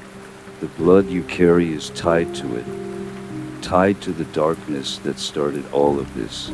The figure's form flickered again, his body flicking between a man and something more monstrous. "This is your curse, Noah. It is your inheritance. You cannot destroy it. You cannot escape it." "No," Noah whispered, shaking his head in disbelief. This can't be true. I thought I ended it." The figure let out another low, agonized chuckle. "You can never end it. It is within you, and it will always be. No matter how far you run, no matter how many times you try to break the chains, the darkness will always come back. It always has, and it always will." Noah's legs trembled, the weight of the figure's words pressing down on him like an unbearable burden. He felt the darkness closing in, the walls shifting, the house breathing around him. "You don't have to do this," the figure said, his voice now softer, almost pleading. "You can join me. We can end this together." Noah's heart was racing. The temptation was there, faint but powerful. His mind screamed for him to reject it, to fight back. But the darkness inside of him, the seed of fear and anger that had always been there, it whispered back, told him to give in, to end it once and for all. But Noah was stronger than that. He had to be. With a sudden burst of energy, Noah surged forward, tearing the chains from the altar. The figure shrieked in agony, its form flickering and warping violently. But Noah didn't stop. He had to destroy it. He had to end this. The figure's hollow eyes stared at him, pleading, but Noah only pressed forward, his resolve hardening. With a final cry, the figure vanished into the air, dissipating like smoke in the wind. Noah stood alone in the room, his heart pounding in his chest. The house groaned, the darkness lifting just enough for him to breathe. But as he turned to leave, he knew one thing for sure. This was far from over. The darkness would always be there, lurking just beneath the surface. It was in him, it was a part of him, and no matter how far he ran, it would follow him, forever. Noah's steps echoed through the empty halls as he stumbled away from the room, the oppressive weight of the darkness still heavy on his chest. Every corner he passed seemed to hold a secret, a warning, as though the house itself was watching, waiting. His mind reeled, trying to process what had just happened. The figure had vanished, disintegrated into the air, but the words it had spoken echoed in his mind like a curse he could never escape. The house was alive. The darkness was within him. The walls seemed to close in as he walked, the air thick with the same oppressive force that had haunted him since he first entered this nightmare. His hands shook at his sides, and every step felt like a struggle, his legs weak from exhaustion. But still, he kept moving. He couldn't stop. He had to get out. He had to find a way to end this. But no matter how far he walked, the house seemed endless. The hallways twisted and turned in ways that defied logic, opening into rooms he didn't recognize, rooms that felt older, darker. There were no windows, no doors that led to freedom, only walls that seemed to shift with every step, reshaping the house around him. Noah's mind began to unravel, his thoughts spiraling into a vortex of fear and confusion. What had he done? Was the darkness truly gone? Or had he just released something even more sinister? Was there a way to truly escape? Or was this all just another layer of the house's twisted trap? As he walked, he heard it again, the faint whisper of a voice, soft and barely audible. It was coming from somewhere deep within the house, from the walls themselves. "Come closer." Noah froze, his breath catching in his throat. The voice was familiar, though he couldn't place it. It wasn't the figure's voice. No, this was something different, something more personal. He followed the voice, his feet moving of their own accord, as if something was pulling him toward it. The hallways twisted and shifted again, but he didn't care. The voice was all that mattered now. It was calling him, guiding him. He needed to know what it wanted. He needed to know if there was an answer, if there was a way out.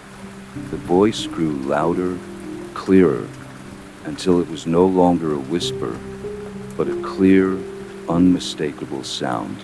Noah, his blood ran cold. He turned the corner and saw her, standing at the end of the hall, bathed in a pale, sickly light, was a figure. It was her, the woman from his past, the one he had forgotten, the one he thought he'd buried deep within his mind. Her face was pale, her hair dark and wild, her eyes wide and unblinking, but there was something wrong about her, something twisted in the way she stood. Her mouth stretched into a grotesque grin, one that didn't belong on a human face. "Noah, you can't escape me," she said, her voice a mockery of sweetness. "You never could."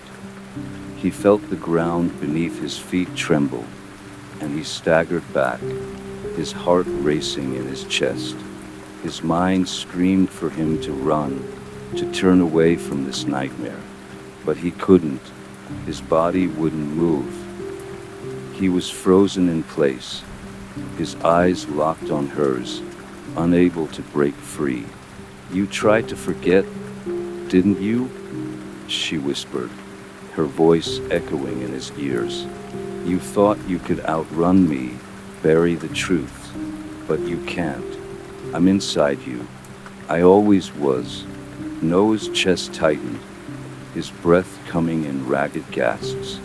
The memories, the ones he had locked away, flooded his mind, her face, her voice, the twisted things she had done, the lies, the blood, the betrayal. He couldn't escape it. The darkness was within him. It always had been. "You're mine," she continued, her grin widening, "and I will never let you go." Noah took a step back, his legs trembling, but the ground seemed to shift beneath him, pulling him toward her. The walls closed in, the house constricting around him. The air was thick with the stench of decay, of something rotting deep within the foundation. She reached out for him, her fingers long and thin, her nails sharp as knives. "Noah," she hissed, her voice dripping with malice. "You're mine." But just as her fingers brushed against his skin, the ground beneath him shattered. The room collapsed, and the darkness consumed him whole. The ground gave way beneath him, and Noah felt himself falling. Not down, but into something far deeper than any physical space. The world around him was swallowed by an all-consuming void, dark and suffocating. There were no sounds, no light, just an endless black that seemed to stretch on forever. As he plummeted, time lost all meaning. Seconds stretched into what felt like hours or perhaps centuries. The weight of his thoughts pressed down on him, suffocating him more than the darkness ever could. His mind raced, unable to escape the images of her, the woman, the truth he had buried. Her words echoed in the void, a constant whisper in his mind. "You can never escape. You're mine, always." Noah's breath quickened as panic set in. Was this it? Was this the end? Was he doomed to be trapped in this endless fall, lost forever in the darkness of his own mind? But then, just as his thoughts began to spiral further, there was a sudden pull, a shift. The void gave way to light, soft and cold, like the pale glow of a dying star. Noah's body jerked forward, as though snapped out of the endless freefall, and the world around him reformed. He landed with a harsh thud, the shock of the impact causing him to gasp for air. His legs were weak, and he struggled to stand, but as his surroundings solidified, he realized he was no longer falling. He was standing on solid ground, a stone floor, smooth, cold, and unforgiving. The room he found himself in was vast, its dimensions stretching far beyond what the eye could comprehend. It was as if the space itself was endless, like a chasm that swallowed up everything. The walls were made of dark stone, slick with moisture, and the air was thick with the smell of mildew and decay. Torches flickered dimly on the walls, casting long, dancing shadows that seemed to shift with a life of their own. Noah blinked, trying to adjust to the dim light. The air felt oppressive, as though the weight of the darkness itself was pressing in on him from all sides. His mind was still reeling from the fall, but now there was something else, something colder, more sinister, lurking in the depths of the room. There was a shape standing in the distance. It was cloaked in shadows, its form barely discernible in the low light, but Noah could feel it, the presence. It was watching him, waiting. A cold chill ran down his spine as he took a step forward, his instincts screaming at him to run. But his feet moved against his will, drawn toward the figure like a moth to a flame. With every step, the figure came into sharper focus. It was tall, unnaturally tall, its body cloaked in tattered black robes that seemed to blend with the shadows around it. Its face was obscured, hidden beneath a hood, but Noah could feel its gaze upon him. The air seemed to crackle with tension as he drew nearer. "Who are you?"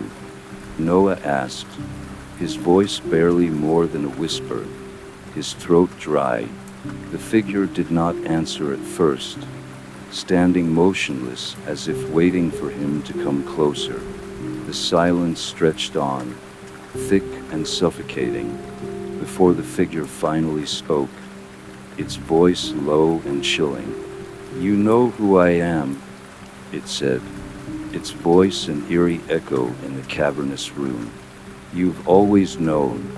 Noah's heart pounded in his chest. He could feel the darkness pressing in around him, the air growing heavier with every breath. The figure's words, though simple, carried a weight of truth, a truth he wasn't ready to face.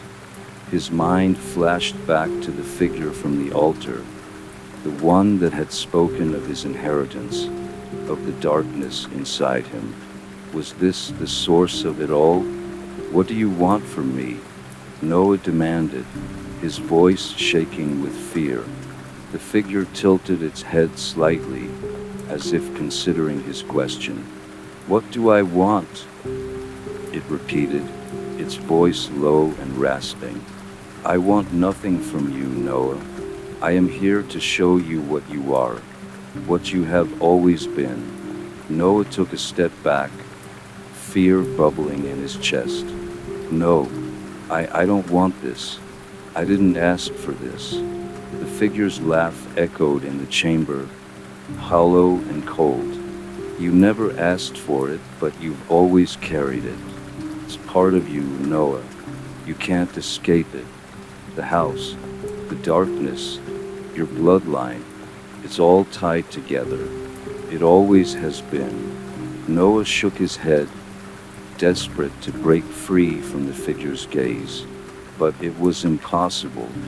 The shadows seemed to reach out, wrapping around him, pulling him closer to the figure. You don't understand, he said, his voice rising with panic. I can change. I can make it stop. The figure's eyes, hidden beneath the hood, seemed to glow with a malevolent light as it stepped forward, closer to Noah. His presence grew more oppressive with each movement. There is no changing it, the figure whispered, its breath like the cold wind of a grave. The darkness is inside you, and it will consume you, just as it consumed those who came before you. Noah's heart slammed against his ribs as the figure's words settled in his chest like a weight too heavy to bear. His entire life had been a lie, a series of false hopes and broken promises. He was not free. He was never meant to be. And then, in the midst of the suffocating darkness, he heard it again, the whisper of that same voice. You cannot escape me. You never could. The figure reached out, its hands skeletal and pale, its fingers cold and unyielding. Noah's breath caught in his throat as the darkness closed in, the room warping around him like a sickening dream. He struggled, but the figure's grip was ironclad, holding him in place. No, Noah gasped, his vision blurring. Please. But the figure only smiled, a twisted grin stretching across its face. Noah's vision began to fade as the figure's grip tightened around his arm, its cold fingers digging into his skin like claws. The oppressive darkness thickened, and the air grew colder, heavier. The whisper echoed in his mind, relentless and maddening. You cannot escape me. You never could. Noah tried to pull away, but his body felt sluggish, as though he was being weighed down by the very air itself. The walls of the room seemed to close in, the shadows gathering like a storm cloud, ready to engulf him completely. Why? Noah gasped, his voice hoarse. Why are you doing this?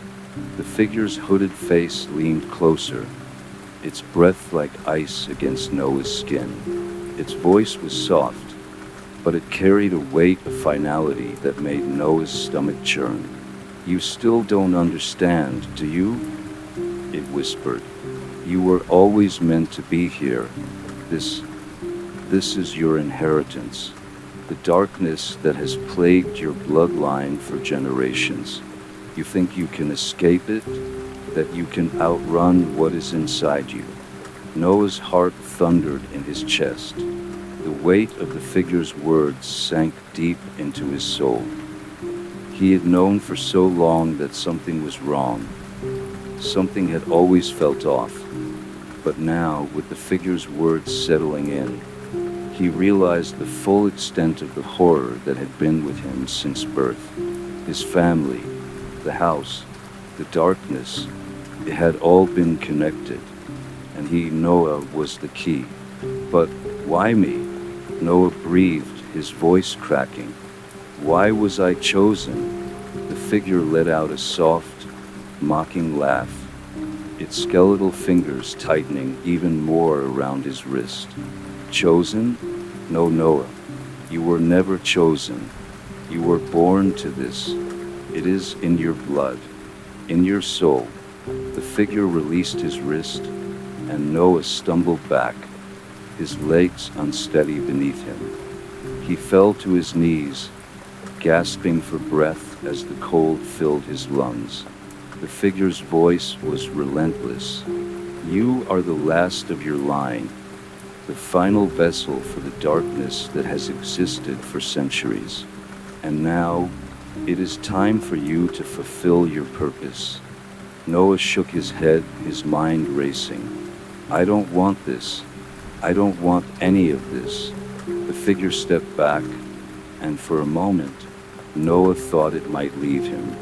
But then it spoke again, its voice like the chill of the grave. You don't have a choice, Noah. The price of knowledge is always steep. And now you will pay for the truth. Before Noah could react, the room around him began to change. The walls warped, stretching and bending, as if the very fabric of the world was unraveling. The floor beneath him cracked open, and a cold, black void spread before him. The darkness yawned wide, its depths impossibly deep. He could feel it pulling at him, tugging at his soul, whispering to him from the void. No, Noah gasped, struggling to rise to his feet. Please don't. But the figure only stood, watching as the void grew larger, swallowing the room around them. You will understand soon enough, it said. The darkness does not just consume, it reshapes, and you, Noah, will be its next vessel. The void grew louder, the whispers becoming a roar, a cacophony of tortured voices. Noah could feel his mind splintering, his thoughts unraveling in the face of the overwhelming presence of the darkness. No, he screamed, stumbling backward. I don't want to be part of this. I won't let it take me. But the figure was unfazed. It raised its hand, and with a single motion, the void surged forward, engulfing Noah in an all-encompassing wave of cold and darkness. His scream was lost in the roar, swallowed by the darkness that filled every inch of his being. Noah's senses were overwhelmed. The darkness surrounded him, suffocating him, pulling him deeper into its depths. He could no longer tell if his eyes were open or shut, if he was standing or falling. All he felt was the cold, the unrelenting cold that sank into his very bones. The whispers continued, maddening, incoherent, voices that seemed to come from everywhere and nowhere at once. He struggled to breathe, but the air was thick, as though the very atmosphere had turned to mud. He could feel something pressing against him, something cold and unyielding. He reached out in the blackness, his fingers brushing against an unseen surface, a wall, or perhaps the edge of something far larger than he could comprehend. Then the voices grew louder, clearer. Noah. His name echoed in the void, twisting and distorting, as though the darkness itself was speaking to him. It was his voice, but not his voice. something deeper, darker, as if it had been calling to him for centuries. The whispers had become a chant, a rhythmic pulse, pulling at him like a siren's song.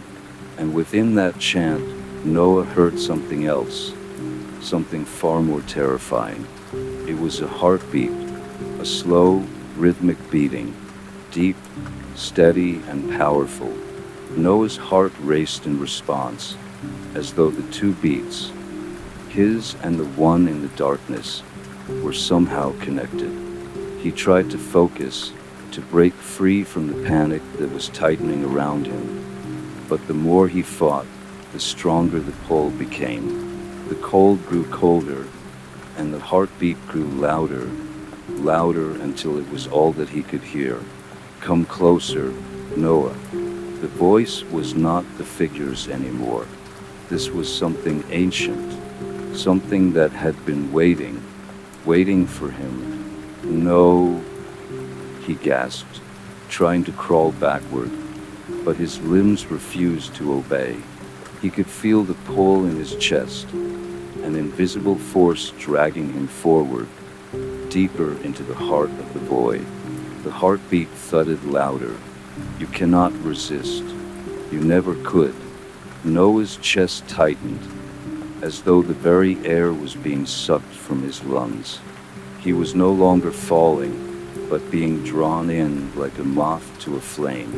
The darkness seemed to warp around him, stretching and shifting, coiling around him like a serpent, drawing him towards something larger than life, larger than death itself.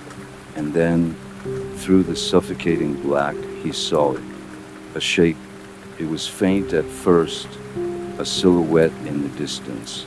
But as the darkness swirled and parted, it grew clearer, sharper.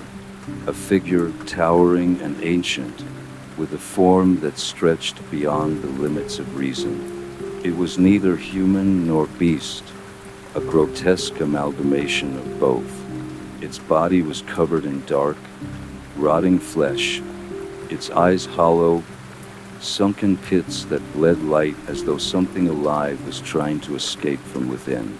Noah gasped as it drew closer, its massive form looming over him, its presence choking the very air from his lungs.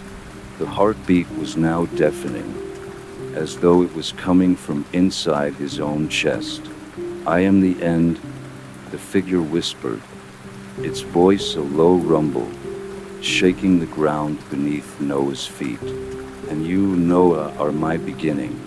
The words echoed in his mind, rattling his very soul. He couldn't comprehend what it meant, couldn't grasp the magnitude of what was happening. The ancient figure's eyes bored into his, cold and empty, as though it had seen everything, had consumed everything, and was now simply waiting for the last piece to fall into place. You're? Noah struggled to speak, his throat closing up. The figure's lips twisted into a grin.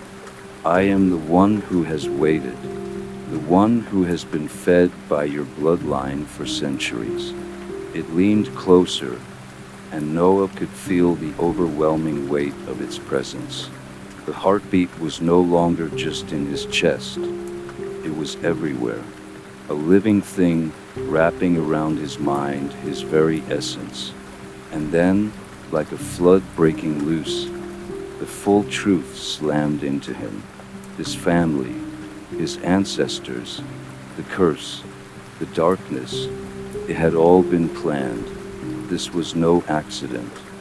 He was the final link in an ancient chain, destined to become the vessel for something far darker than he could ever imagine. Please, Noah whispered, his voice shaking. I don't want to be part of this. The figure chuckled, the sound echoing like thunder in the distance. It's too late for that, Noah. You've always been part of this. Now you will become one with it. Forever. The world around him began to shift, the darkness folding in on itself, consuming everything in its path. And in that moment, Noah knew he was no longer in control. He could feel it, the darkness, slithering into his veins, crawling through his blood.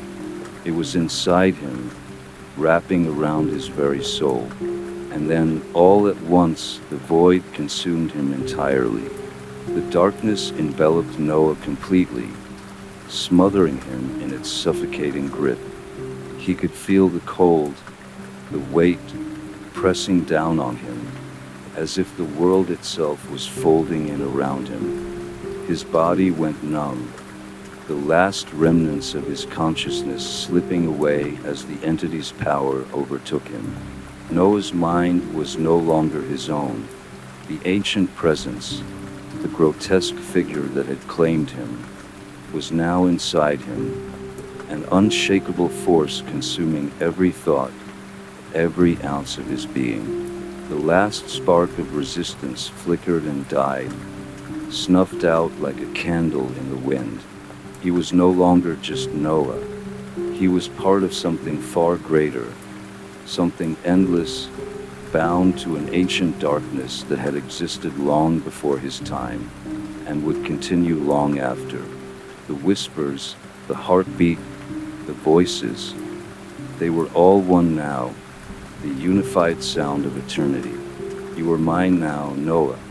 The words rumbled deep in his chest, as though they were not his own, but the figures speaking through him. He tried to speak, to fight, but the words didn't come. His mouth moved, but only the entity's voice emerged. You will walk with me now, through the realms of darkness, through the worlds that others cannot see. The space around him stretched into infinite blackness. There were no walls, no floor, no sky. There was only the echo of his existence, a being now hollow, a shell for the darkness that flowed through him. He could feel the weight of the curse, the age-old power that flowed through his bloodline, now awakened and uncontrollable. You have become the vessel, Noah, the final one. There was no sense of time anymore, no sense of self. Noah was no longer sure if he was still alive, or if he had simply become a part of the endless void. But even in the dark, something shifted within him, a realization. He understood now that his fate had been sealed long ago. He had been chosen, not by some external force, but by the blood that ran through his veins.